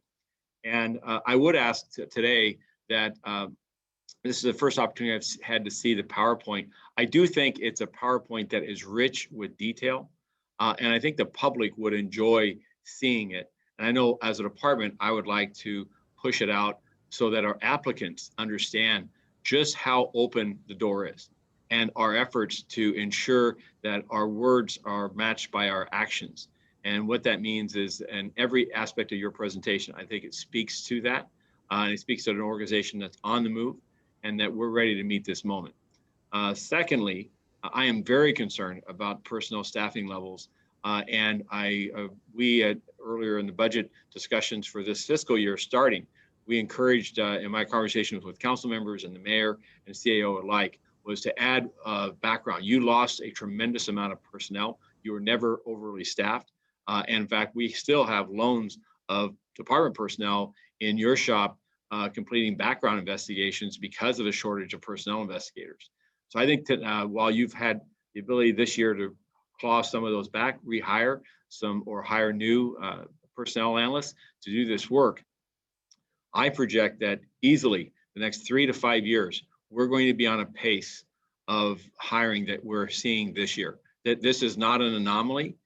We will, this year coming up, lose 500 personnel. We could, depending on the temperament of what is going on in policing and the challenges that we all face, experience a year that we've just experienced, which was 600 personnel. And so the hiring goals that we have are more than goals. They're more than aspiration. They are a definite need. They need to be qualified individuals. They need to be capable individuals. We internally are building our internal staffing, which is going to rob or pull people from the field in order to support the staffing at the academy that's necessary, as well as staffing our training officers so that we can deal with these with recruits as they do their first and second year in the fields. But this strategic effort here, I just want to comment that to the commission is that, and with the personnel department and with the city, is as we prepare for next year's budget, which is all of us will be beginning here in the next couple of weeks, we need to anticipate that this will continue in the necessity to expand your staffing levels to meet this moment and moments in the future. And I would also like to at some point bring back some of the personnel that we have there, as part of that effort as well. But let me close by saying that there's many times there's critics of this process, and there's one-offs as RMU and I we've talked about before, and certainly Aaron McCraney, you've done a tremendous job. Thank you for your leadership. You and I talk frequently about the one-offs, individuals that may say, I was excluded because of a cannabis use or because of a financial issue, because of A, B, or C. When we dig a little deeper, we find that many times it's a much richer problem of the whole person. And it is something that, unfortunately, this is a privileged position and one that this society invests a great deal of trust in. And a person's background is critical in understanding whether we can justify that trust that we're being provided. But I want to thank you for the written multiple choice test, that evolution of reaching that. So we're no longer on a subjective essay.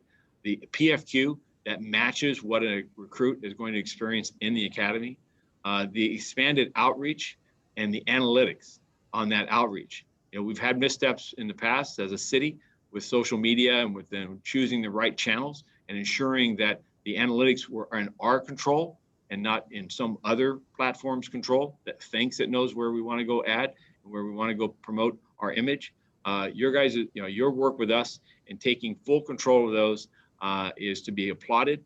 And I will say that we're building a ship over the last 5 years that's so much never more needed than today, because the demands for recruitment and hiring and training qualified, diverse workforce will be the greatest for the next 2 to 3 years than we've seen. And probably you'd have to go back to Mayor Villaraigosa's addition of 1,000 officers to this organization in the mid 2000s.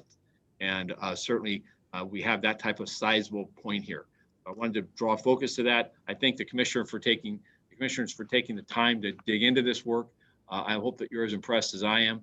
I'm very proud of this work, and I also recognize that we have further to go. Thank you for allowing me this opportunity. Thank you, Chief, for those remarks. Most especially, thank you to our two presenters today for all that great detail. And Aram, if I could ask you to send the PowerPoint to Mr. Tiefenk, he'll get it to the Chief of Staff, all commissioners, and we'll post it on our website as well, so that the public can have access to it and understand the current state of recruitment and hiring within the department. And I'll also thank Commissioners Kalanche and Briggs for diving in deep on all of these issues. Thank you. I'm sure that takes a considerable amount of time. So with that, we'll conclude this particular agenda item. Thank you again very much for that level of detail. Thank you. And Madam Secretary, as you transition us, we'll call up, item C. Excuse me. Item C, please, Madam Secretary, when you get a moment. Didn't quite have my timing down on the microphone there. Apologies. And item C, just to call it up, is the contract between the City of Los Angeles and D.D. Hirsch. And the recommended action, if we proceed, is to approve the report and transmit to the mayor. And I believe this is Lieutenant. No, that is somebody has joined us, but it's not Lieutenant Kelly Munoz. Captain Bixler, welcome, sir. I believe there are a few questions from the commission regarding this matter. Commissioner Bonner, questions on this matter, sir? Sure, thank you very much. Good afternoon, Captain.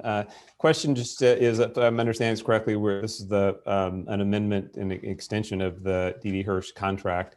And on page 6 of the submission, I think it was page 14 of the PDF, there's a reference to the monthly reporting that was included in the contract that asked them to report on the number of calls diverted, the number of those that were diverted that actually required some police response, things of that nature.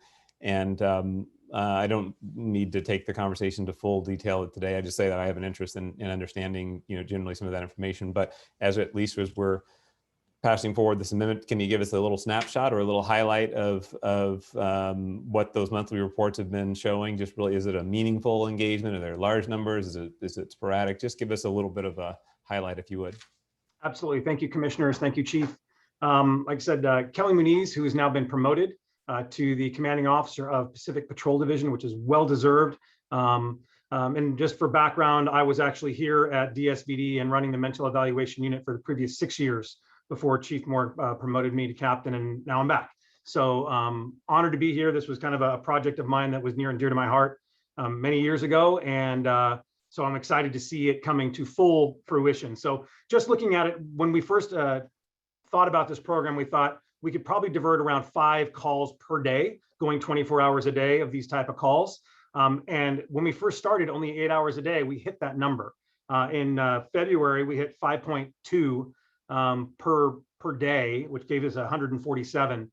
And then that precipitously dropped off. Since getting here, some of the issues we realize are happening is only 8 hours a day. There was lots of call takers that were not even exposed to this program at all. So then they would be moved from one watch to another. and they just wouldn't have exposure to the program, and then didn't know really what hours. So there needs to be a better campaign of making sure everybody knows about this. So to that end, Sondra Kramer, who should be on the phone, hopefully she's there somewhere, who's my counterpart from D.D. Hirsch Mental Health Services. She and I went over the last week to supervisors meetings at Communications Division, both down here downtown and in the Valley, and met with the supervisors and kind of learned some of the issues that we see as kind of, we've had this fluctuating call load, and a lot of them were just uncomfortable with it, weren't familiar with it. So we need to go back to what we originally planned, which was to have call takers come and sit in the Suicide Prevention Center, listen to what they do, gain some comfortability with how does a person who is suicidal get on the phone with a suicide counselor and be safe on the other end. Because a lot of the call takers were worried that if they took a call, somebody was suicidal, gave it to somebody other than a police officer, they didn't know what happened. So the feedback mechanism is going to be important. So what we're putting back into place is monthly meetings of success stories. Give me some of those things where somebody called, this was the outcome. And we're seeing that. The other thing obviously was the supervisors meetings that Sondra and I have been attending and will continue to do so. That in-person cross-training needs to happen. Obviously it didn't happen because of COVID, but we're getting to the point where we're going to be able to do that again by having communications personnel sit with the D.D. Hirsch personnel, and D.D. Hirsch personnel come in and listen to what happens in our call centers and gain a comfortability there. So those are two of the things moving forward we're going to do. Once the hours come on, all of the call takers are going to now be exposed to this program because it's now going to be available 24/7. That will also increase the numbers. So just, and going back to general numbers, since February 1st, we've diverted 424 calls. And, you know, that's not quite the number that, and Chief Moore and I kind of talked about this to begin with. We wanted more. However, that's 424 times that police officers were not dispatched to a suicidal individual call. To me, that's a success. That means we're heading in the right direction. And now to have it 24/7 and you have that number grow even more is going to be, to me, again, with Chief's goal of making sure the right people show up to the right calls, giving our patrol force the ability to go and do what the patrol force does well. So we're getting to that number. So that's kind of the general. I don't know if Commissioner Bonner, if you wanted anything more specific, I can get more specific, but those are kind of the big numbers. And one more thing I'll say, that as far as follow-up goes, you know, of those 424 calls, only 93 of those calls actually accepted or needed follow-up. So that means that D.D. Hirsch was able to connect them with a service provider, whether it's in person or over the phone or virtual. They were able to, 93 accepted, and 51 of those were actually successfully reached and engaged in services. So again, a lot of these calls that we were sending police officers to didn't need that level of service. So hopefully that gives you kind of an overview, sir. Yes, it does. Thank you. And that's perfectly fine, acceptable for this conversation. I may reach out to you separately for some additional detail, but that's kind of about the level of input that I was looking for. But let me ask you also, since what you described about the efforts in having, or to have people co-located and sitting next to each other and hearing and learning, is there any element of that dynamic or what's coming out of that is or might be instructive in the broader alternative response effort, whether it's how you train people, whatever it is, but just one question: is there anything, as you approach this, if I'm understanding, the part of the goal is to have someone other than police officers being the first line of response for some of these suicide prevention calls. And so I'm just asking, as you learn just about that process, are you learning anything that may also enhance or improve the broader alternative response effort? Yeah, I think it's kind of what we do here. So in the unit I run, the SMART teams, you've got a psychologist and a police officer driving around the city in the same police car, cross-training from each other, learning different techniques of de-escalation, different outcomes for something. When we said, well, we can either put somebody in a hospital, we can put somebody in jail, to bring that other perspective in of having somebody from a different background, a different learning environment, and a different practice to cross-train is definitely, I think, instructive of where we need to be going in these other alternatives. So the mental health piece, the suicidal piece, which kind of go together. But I think it's definitely instructive. And forgive me, I'm not as familiar with the structure, there in terms of how these are all staffed and so on. But whether it's you or someone else, whoever is kind of leading the charge on the broader alternative response, are they plugged into or to the conversation that you just referenced, or some of that learning, or would that necessarily be the case?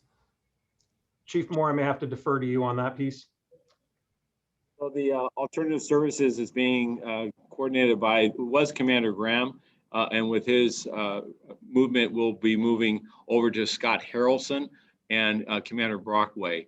So both commanders. So the Office of Operations is overseeing the alternative service model delivery, and they do brief with Communications Division and with the D.D. Hirsch, as well as other alternatives, online reporting standards, as well as our efforts with the recently announced pilot effort in this Hollywood and Pacific areas for outreach and engagement with psych professionals. That community-led meeting that the mayor announced a few months ago. Those are all matters that are monitored for alternative response and measured. We have periodic reports as the number of alternatives. And I sent a note. I've looked at. We have a reduction in call load this year, about 30,000 fewer calls, and in that is a number of calls that we now have an alternative resolution by dispatching them either through our online reporting or efforts such as 211, 311, or D.D. Hirsch. So it is from the department's move. I think this last year, we've made progress in offloading work that otherwise our shrinking workforce would have been tasked with doing, and yet still providing for public safety and for providing the right resource on the right problem. I appreciate that very much. And then one last for the captain, if you know offhand, relative to the number of calls that were diverted that actually ended up requiring some police response, any snapshot on that, just going back to, say, since February? Other than calls that were erroneously transferred, that didn't fit the criteria, the ones that actually fit the criteria, the number is zero. Zero calls were sent back to 911 for police dispatch. Okay, excellent. Thank you very much for the information. I will engage or connect with you at some point just to talk a little further. So I appreciate that today. Yes, Thank Commissioner. Thank you. Thank you, Captain, very much. Oh, Commissioner Kalanche, go ahead. Thank you. I have a quick question, Captain. Just so that I understand, these are calls, like an individual calls who's in distress. Yes. Right.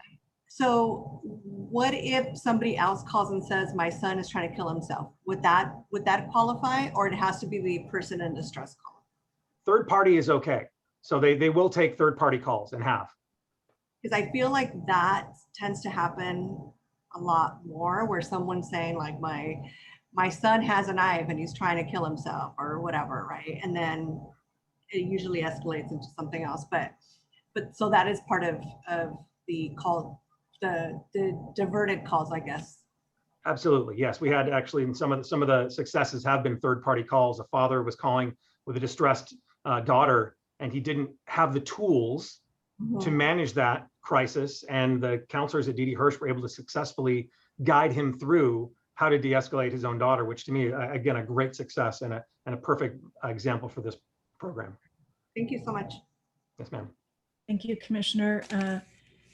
See no more questions from commissioners. Thank you very much, Captain. We much appreciate it. And it looks like your colleague, Ms. Kramer, was present here in her presentation. So thank you both for coming. With that, I'll call the item, and the recommended board action, which I will move forward, is to approve the department's report and transmit to the mayor. Is there a second? Second. Moved and seconded. All in favor, please say aye. Aye. Aye. Opposed? Passes 5-0. Thank you very much, commissioners. The next item on our regular agenda is item 3G. This is the department's report relative to a donation for emergency medical, one moment, I'm sorry, emergency medical technician training. And I believe this is Captain Tibbet coming forward.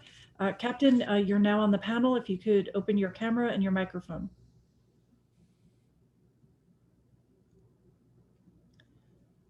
There we go. Captain, looks like you're... Good afternoon.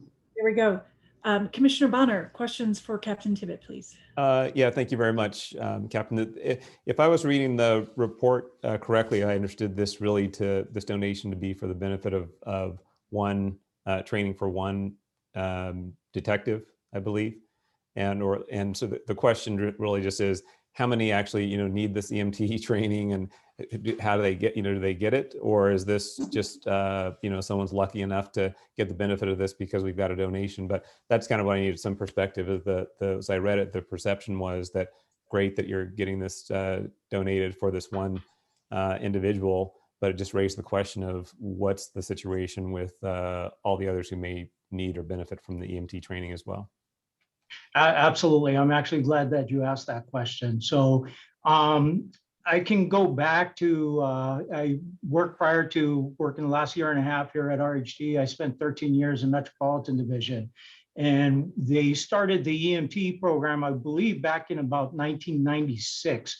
And I was part of the first officers that went through the EMT program back then. So that's going back quite a bit. I'm sure a lot has changed, but the program was really good in allowing me to assist people actually getting wounded in the field, such as citizens, suspects. There was various times that I was able to assist officers that during training were injured as a result of some training accident or other injuries that occurred.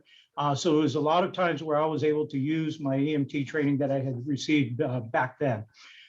So this detective is one of, I believe, 3 others that are trained up or going to be trained up to conduct EMT.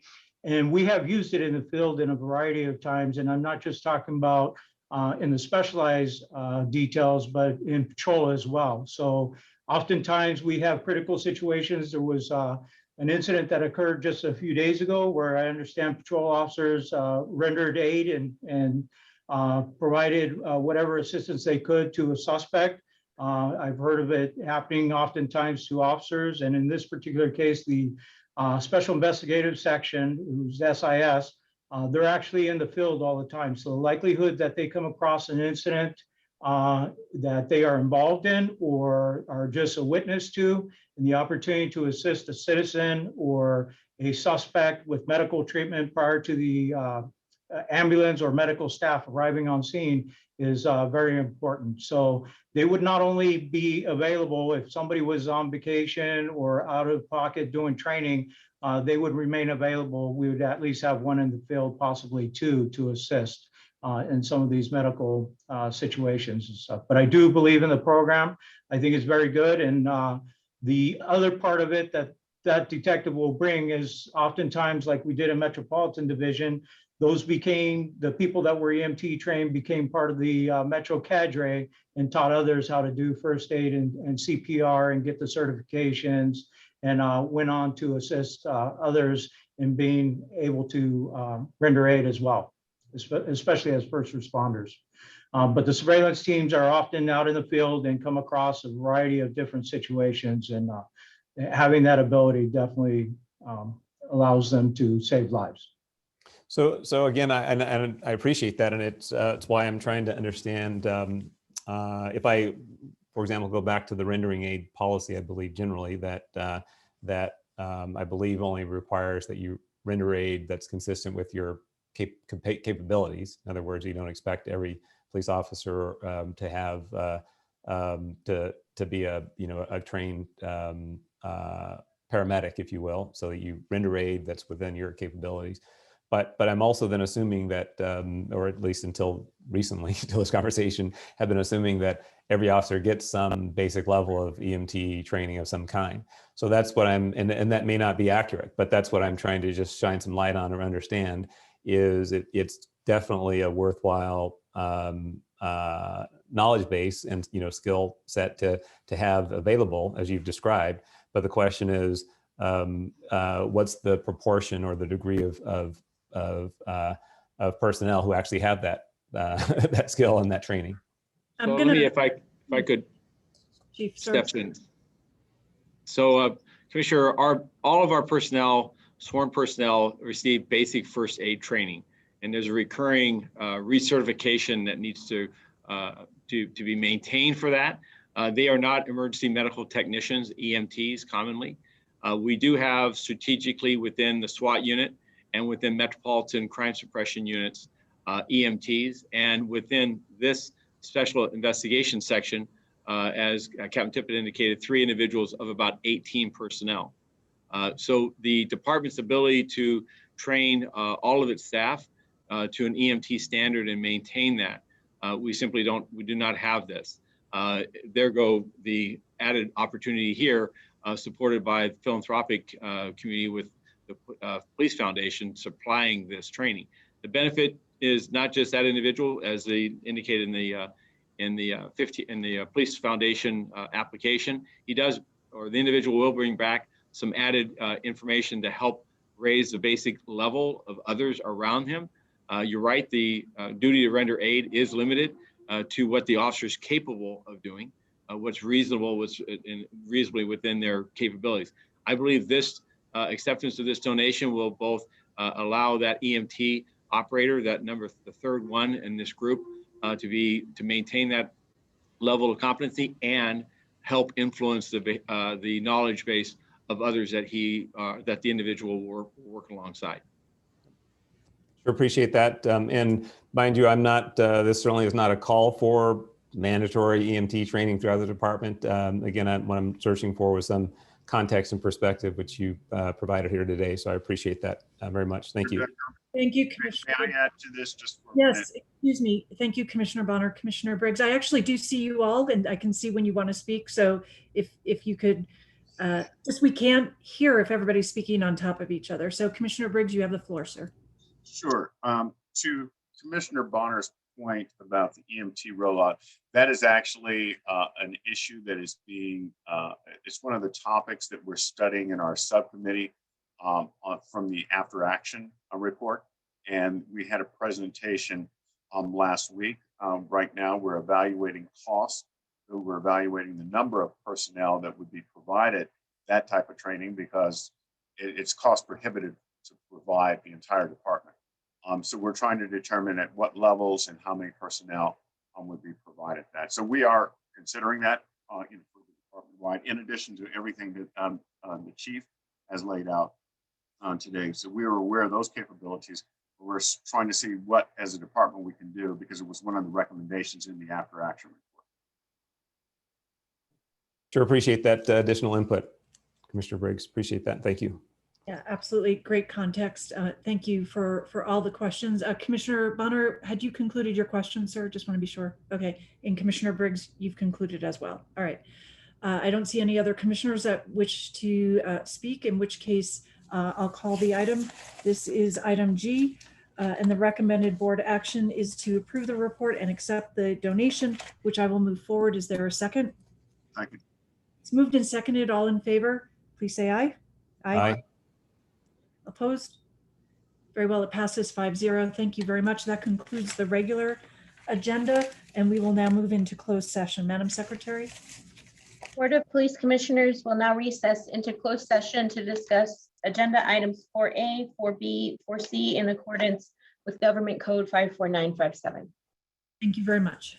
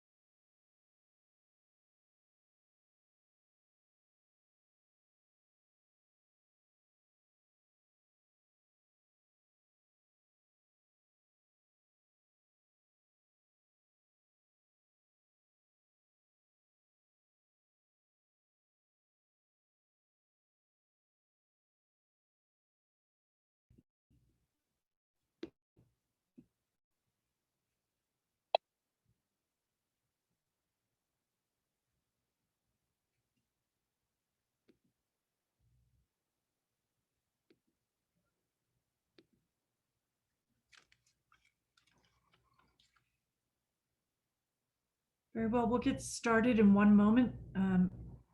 I see, all right, all the commissioners are now present. And I will do the readout of our closed session matters if everyone can bear with me as I do this. With respect to item 4A1, the board deliberated and determined the following as to OIS number 034-20, 1 police officer, 3, finding on tactics, tactical debrief, drawing and exhibiting in policy, lethal use of force in policy. As to 1 police officer, 1, finding on tactics, tactical debrief, drawing and exhibiting in policy. And that was, let me just correct that with my apologies. With respect to police officer, 1 police officer, 3, on tactics, on a 5-0 vote, it was tactical debrief. On drawing and exhibiting, it was in policy on a 5-0 vote. On the lethal use of force, it was a 4-1 vote, finding in policy. With respect to 1 police officer, 1, on tactics, it was tactical debrief to a 5-0 vote, and drawing and exhibiting in policy on a 5-0 vote. With respect to item 4B, the matter was discussed. With respect to item 4C, the matter was continued. Commissioners, may I ask before we sign off, did I leave anything out to your knowledge? No. No, thank you. All right, the only matter remaining is a motion to adjourn, which I will move. Is it seconded? Second. Moved and seconded. All in favor, please say aye. Aye. Aye. Opposed? Very well, it passes. We stand adjourned until our next scheduled board meeting. Thank you all very much. Thank you. Aye. Thank you.